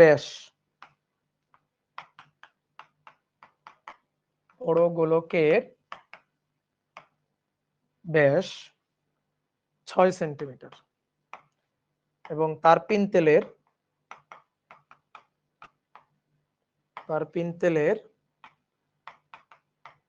সান্দ্রতাঙ্ক এটার মান দেওয়া আছে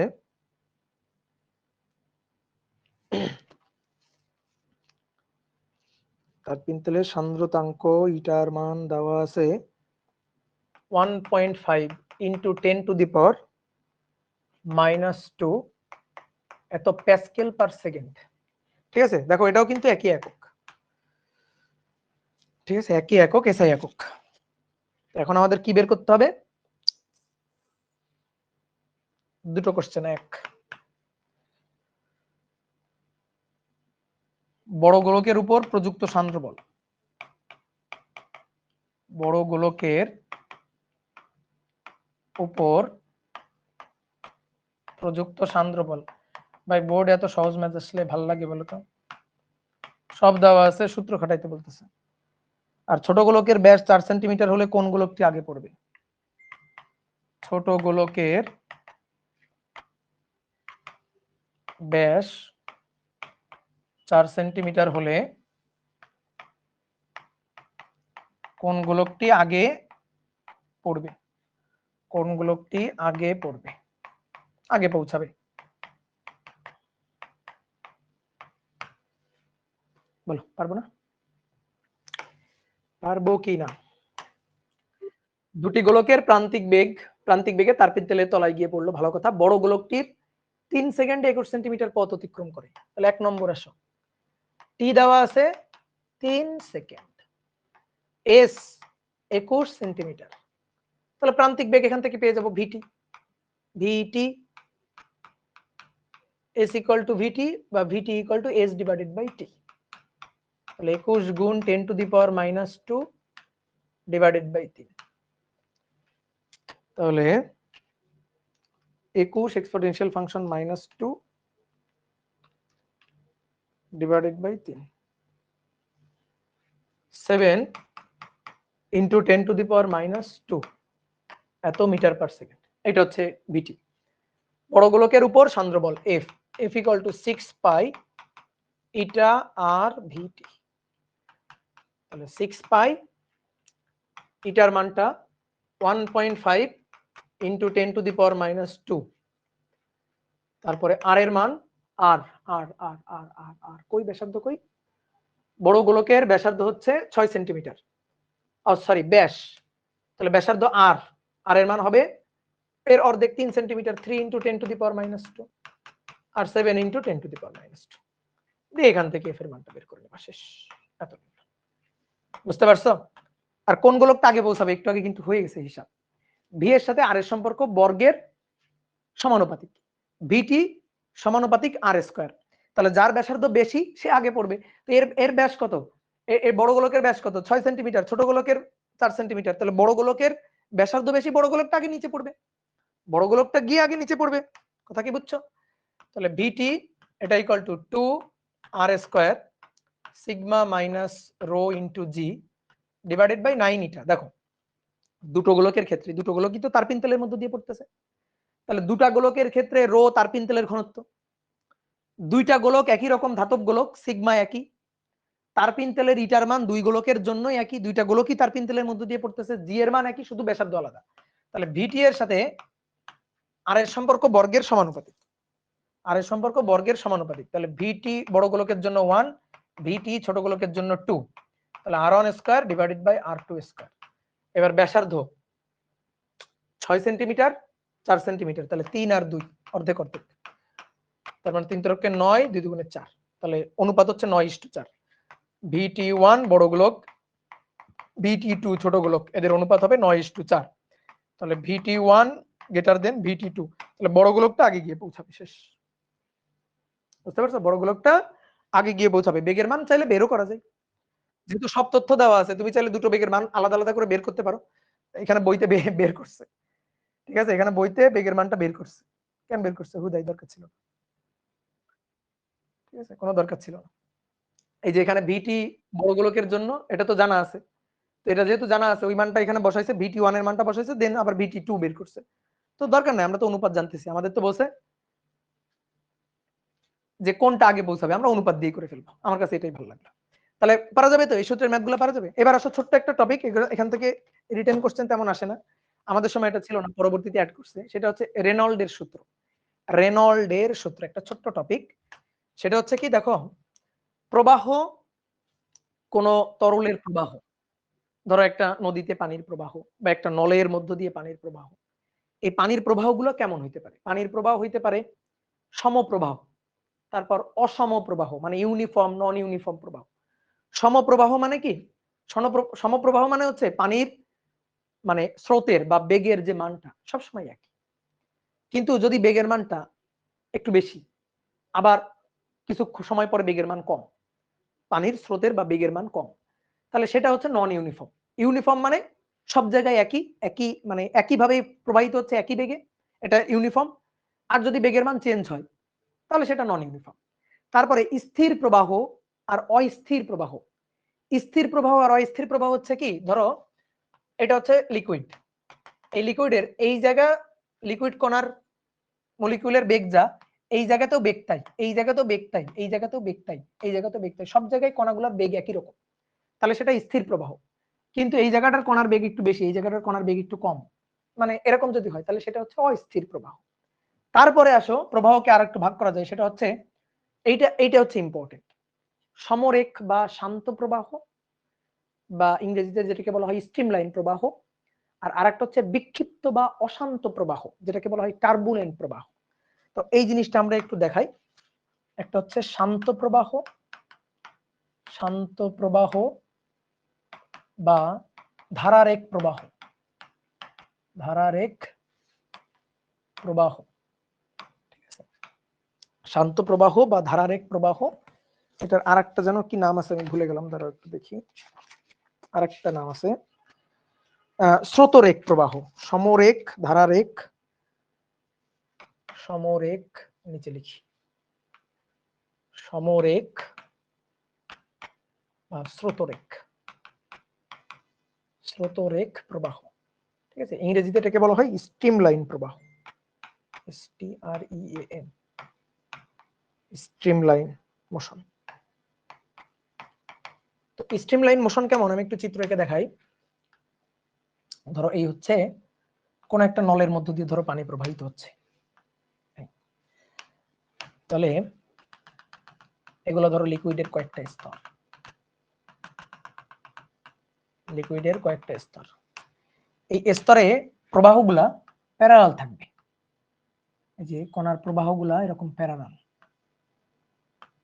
কণাগুলার বেগের মান একই এবং দিকও থাকবে একই, কণাগুলার বেগের মান একই এবং দিকও থাকবে একই, শান্ত প্রবাহ, শান্ত প্রবাহ এবং প্যারালাল থাকবে, ঠিক আছে। বেগের মান একই থাকবে, দিকও একই থাকবে, সমান্তরাল থাকবে, তাহলে এটা শান্ত প্রবাহ। এটা কিন্তু এর এই আকৃতিরও হতে পারে, এরকমও হতে পারে, আবার ধরো এরকমও হতে পারে।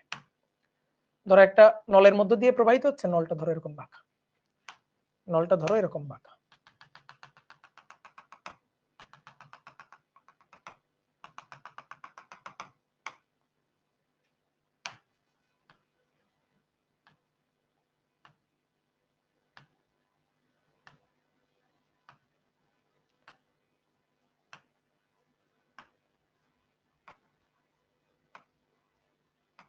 এটা হচ্ছে শান্ত প্রবাহ, ঠিক আছে। আর অশান্ত প্রবাহ 2 নম্বর,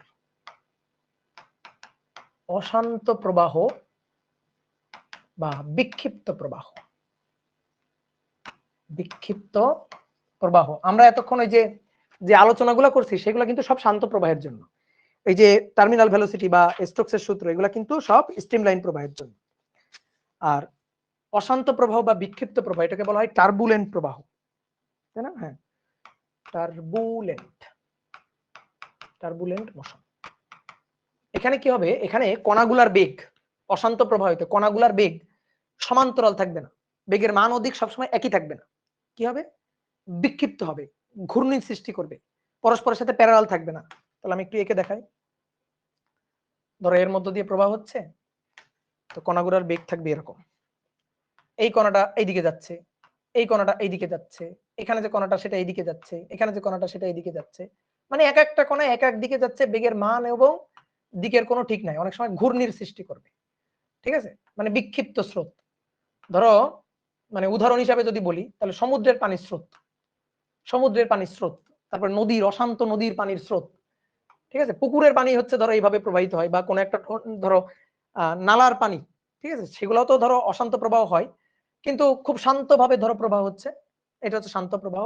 আর যখন মানে মানে স্রোত বা ঘূর্ণির সৃষ্টি করবে, তাহলে সেটা হবে অশান্ত প্রবাহ। কি কথা বুঝছো? তাহলে এই জিনিসটা একটু মাথায় রাখবা। তাহলে আমরা এখানে একটু লিখে রাখি প্রবাহীর স্তরগুলা, মানে সংক্ষেপে লিখে রাখি, প্রবাহীর স্তরগুলা পরস্পরের সমান্তরাল না, কিন্তু এই ক্ষেত্রে সমান্তরাল, পরস্পর সমান্তরাল নয়, পরস্পর সমান্তরাল নয়, সমান্তরালে চলে না, আবর্ত বা ঘূর্ণির সৃষ্টি করে। ঠিক আছে, আবর্ত বা ঘূর্ণির সৃষ্টি করে। আর এই ক্ষেত্রে ধারারক প্রবাহ গতিপথ সরল বা বক্র হতে পারে, গতিপথ সরল বা বক্র হতে পারে, কিন্তু বেগের মান অধিক একই রকম থাকবে, সমান্তরাল থাকবে, বেগের মান সেম থাকবে এবং স্তরগুলো সমান্তরাল, স্তরগুলো সমান্তরালে থাকবে, সমান্তরালে থাকবে। ঠিক আছে, তো এবার আসো আমাদের পড়তে হবে রেনল্ডের সূত্র। রেনল্ডের সূত্র কি? রেনল্ডের সূত্র হচ্ছে, ধরো কোনো নলের মধ্য দিয়ে পানি প্রবাহিত হচ্ছে, তো একটা রেনল্ড নাম্বার আছে। যখন বেগের মানটা কম থাকবে, ভালো করে শোনো, যখন বেগের মান কম শান্ত প্রবাহ, বেগের মান যখন বেশি তখন অশান্ত প্রবাহ। তুমি নিজে একটু দেখো তো, একটা পাইপের মধ্য দিয়ে, একটা নলের মধ্য দিয়ে পানি আস্তে আস্তে প্রবাহিত হচ্ছে, ধীরে ধীরে প্রবাহিত হচ্ছে, তখন কিন্তু শান্ত প্রবাহ সৃষ্টি করবে।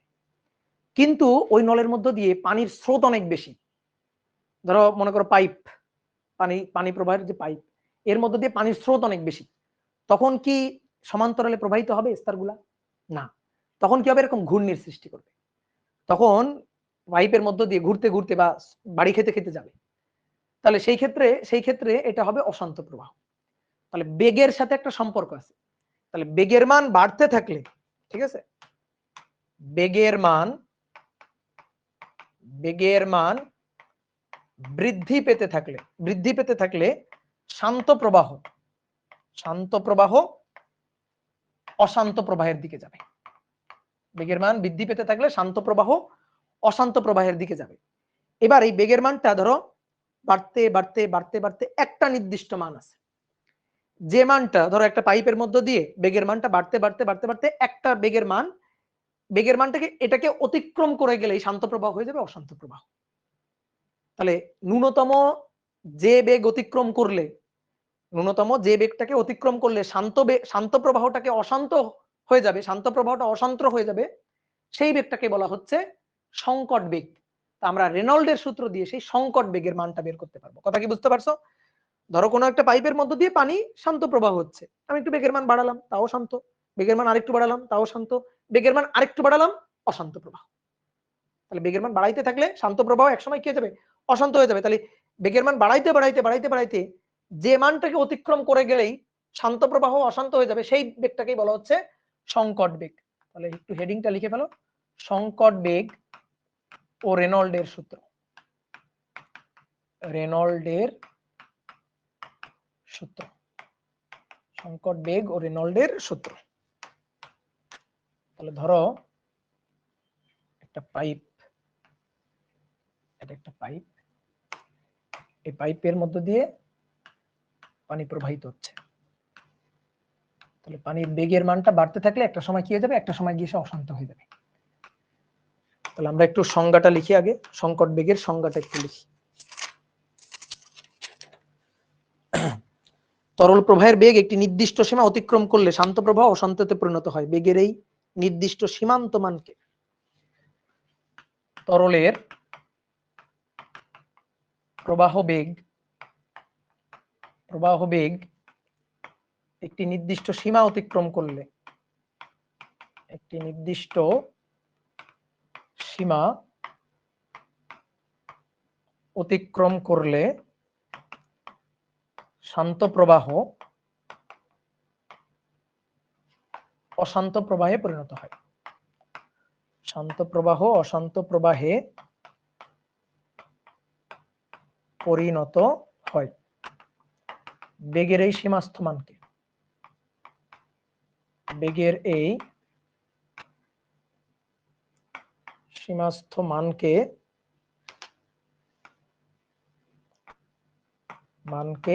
সংকট বেগ বলে। সংকট হচ্ছে ক্রিটিক্যাল ভেলোসিটি, তাই না? সংকট বেগ বলে। তো ক্রিটিক্যাল ভেলোসিটি এটাকে আমরা ভিসি দিয়ে প্রকাশ করি, ভিসি। এই সংকট বেগের মানটা আমরা বের করব। তো রেনল্ড এবার বলতেছে, যেমন স্টোকসের সূত্র, স্টোকস বলছে কথাবার্তা, এবার রেনল্ড বলতেছে এই সংকট বেগ, তরলের এই সংকট বেগ এটা কি কি বিষয়ের উপর নির্ভর করে? এক, তরলের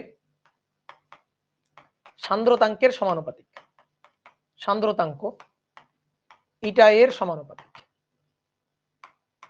ইটা এর সমানুপাতিক, ঠিক আছে? আর 2 নম্বর ঘনত্বের ব্যস্তানুপাতিক, ঘনত্বের রো এর ব্যস্তানুপাতিক। অনেকে ভাই সমানুপাতিক বুঝলো কেমনে? বোঝার দরকার নেই, তুমি খালি বোঝো সান্দ্রতাঙ্ক ইটা এর উপর নির্ভর করে।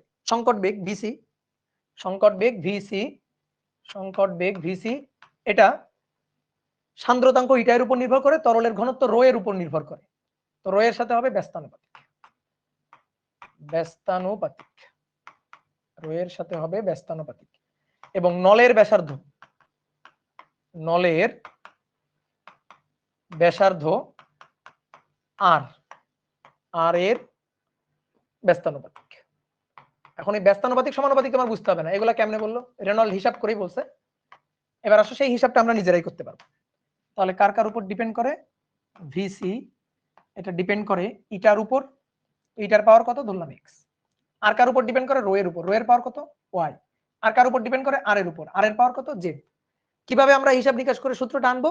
ডাইমেনশন অ্যানালাইসিস করে, মাত্রা সমীকরণের সাহায্যে। তাহলে আসো, তাহলে ধরি এই যে ভিসি এটা ইকুয়াল টু ধ্রুবক কে, এই যে ধ্রুবক কে, কে হচ্ছে একটা সাংখ্যিক নাম্বার যার কোনো মাত্রা টাত্রা নাই। Eta to the power X, rho to the power Y, R to the power Z. তাহলে এটা বেগ, বেগ হচ্ছে M L to the sorry L T to the power -1। K এর কোনো মাত্রা নেই, কে সাংখ্যিক ধ্রুবক। ইটার মাত্রা, ইটার মাত্রা হচ্ছে M L to the power -1 T to the power -1, ঠিক আছে? ইটার মাত্রা ঠিক লিখছি? কই কই কই কই এটা কই, এটা কই, M L to the power -1 T to the power -1, ঠিক লিখছি। তাহলে এর পাওয়ার কত? এর পাওয়ার এক্স। রো ঘনত্ব, রো হচ্ছে ঘনত্ব, ঘনত্ব হচ্ছে ভর ভাগ আয়তন। তাহলে M M L to the power -3, তার পাওয়ার ওয়াই, আর হচ্ছে length, R to the power Z. তাহলে ভাই L to the power 1 T to the power -1, M to the power x plus Y, L to the power -x, L to the power -3y plus Z, T to the power -x, আর কিছু না। তাহলে এবার সূচক সমীকৃত করে অতএব, আচ্ছা এই পাশে এম এর পাওয়ার আছে কিন্তু এই পাশে এম এর পাওয়ার নেই, তার মানে এম এর পাওয়ার নেই মানে এম টু দি পাওয়ার কত? 0। এখানে তো এম এম আছে, এখানে এম নেই, তো এম টু দি পাওয়ার কত? M to the power 0। তাহলে x plus Y equal to 0। দেখো x প্লাস ওয়াই ইকুয়াল 0। আচ্ছা এইভাবে আসি, শেষের দিক থেকে আসি। টি এর পাওয়ার কত? -1, টি এর পাওয়ার -x, তাহলে -x ইকুয়াল টু -1, অর্থাৎ x ইকুয়াল টু 1। তো x পেয়ে গেছি আমরা, x এর মানটা পেয়ে গেছি। এবার x প্লাস ওয়াই, এম এর পাওয়ার, এম এর পাওয়ার x প্লাস ওয়াই, এম এর পাওয়ার 0, তাহলে x প্লাস ওয়াই 0, x এর মান 1 বসাও, তাহলে অতএব y equal to -1, y equal to -1।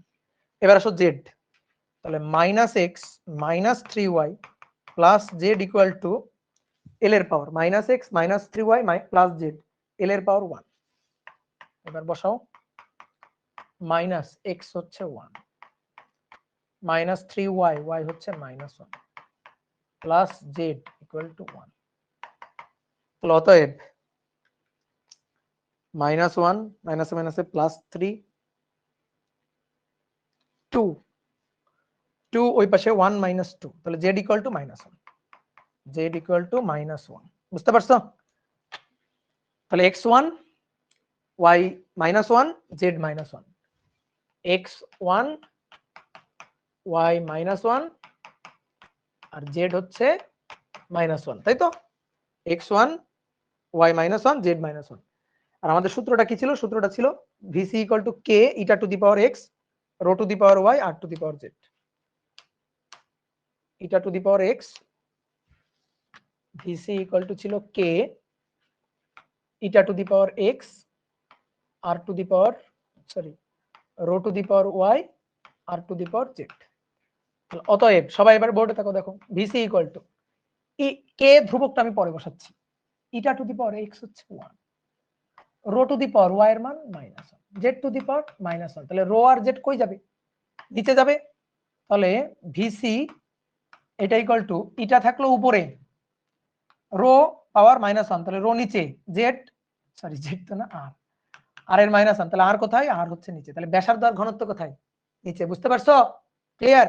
এইবার আসো, ধ্রুবক কে না, এই যে ধ্রুবকটা, এই ধ্রুবকটাকে আমরা লিখবো আর, ধ্রুবকটাকে প্রকাশ করব কি দিয়ে?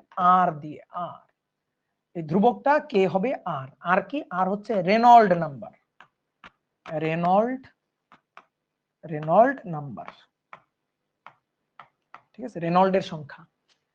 আর এর মান 1000 অতিক্রম করলে প্রবাহ শান্ত থেকে অশান্ত হয়ে যাবে। যদি আর এর মান দেখা যায় হিসাব করে, আমরা এই সূত্র দিয়ে, আমাদের সৃজনশীল প্রশ্নে আসবে, অনেকে বলতে ভাই এটা কেমনে হইলো? এটা বিশ্বাস করো, এটা হচ্ছে তথ্য দেওয়া আছে আমাদের বইতে, কেমনে হইলো ওগুলা নিয়ে এত বিস্তারিত আলোচনা করা নাই।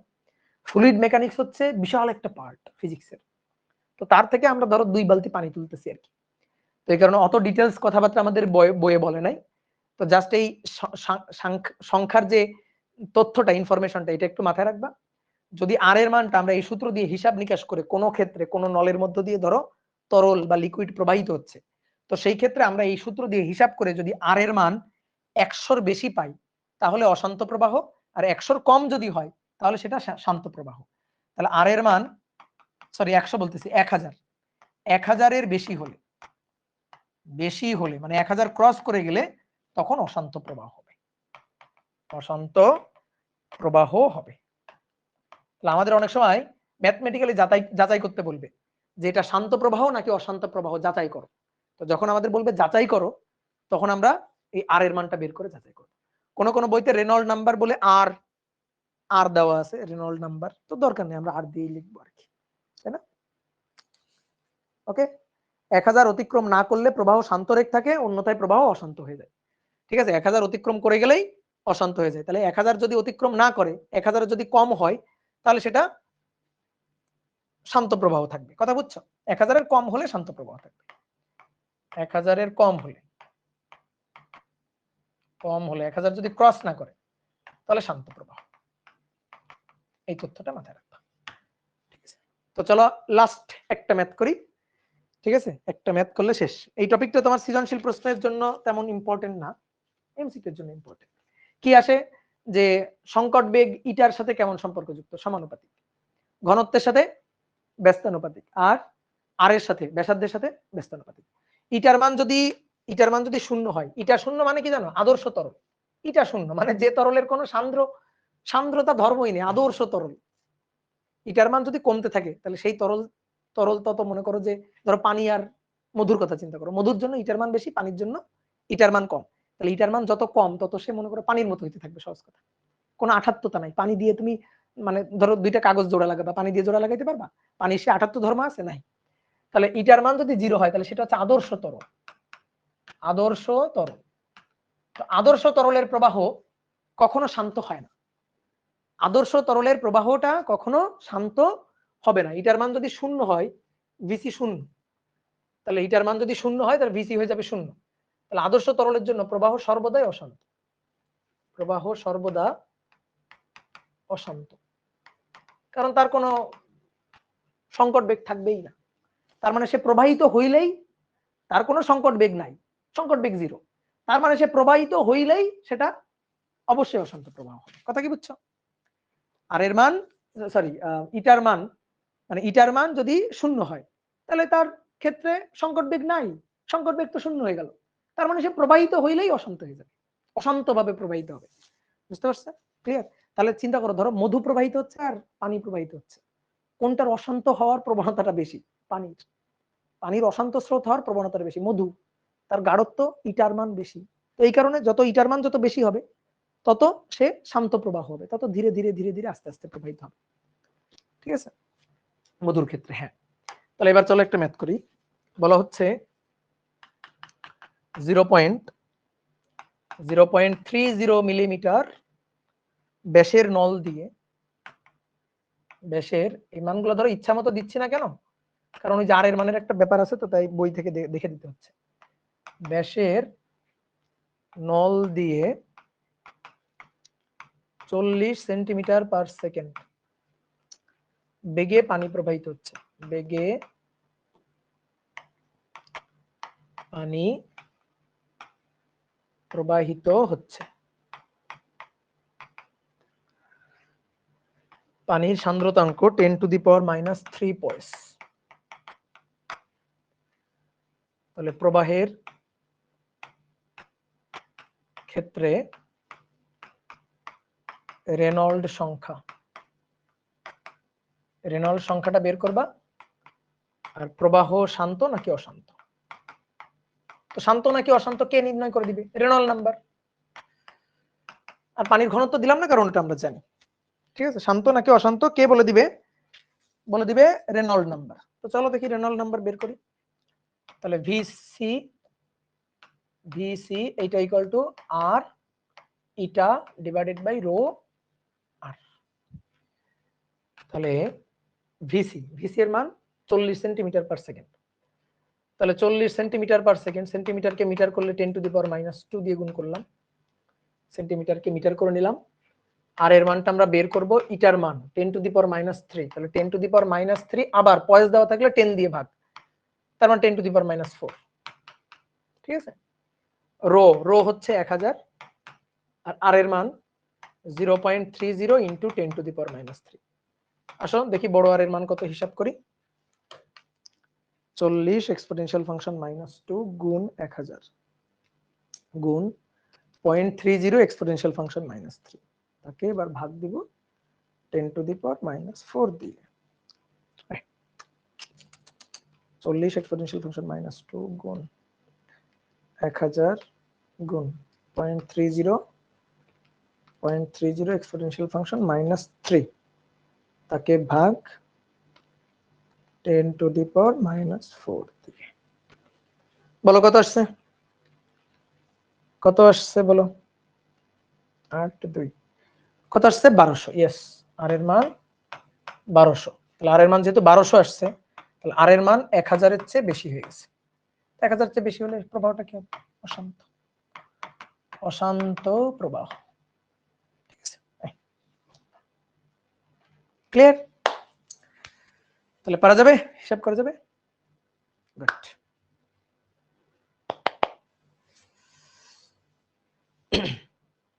ওকে, তাহলে এই অধ্যায় শেষ। তাহলে নেক্সট তোমাদের অপর ভাই আর মাসুর ভাইয়ের ক্লাস করো কিছুদিন, তারপরে আবার আমার সাথে দেখা হবে। টাটা। ভাই আর এর মান যদি 1000 হয় তখন কি হবে? 1000 হলে শান্ত দিবা, কারণ 1000 ক্রস করলেই অশান্ত। 1000 যদি হয় তাহলে শান্তই দিও। ওকে।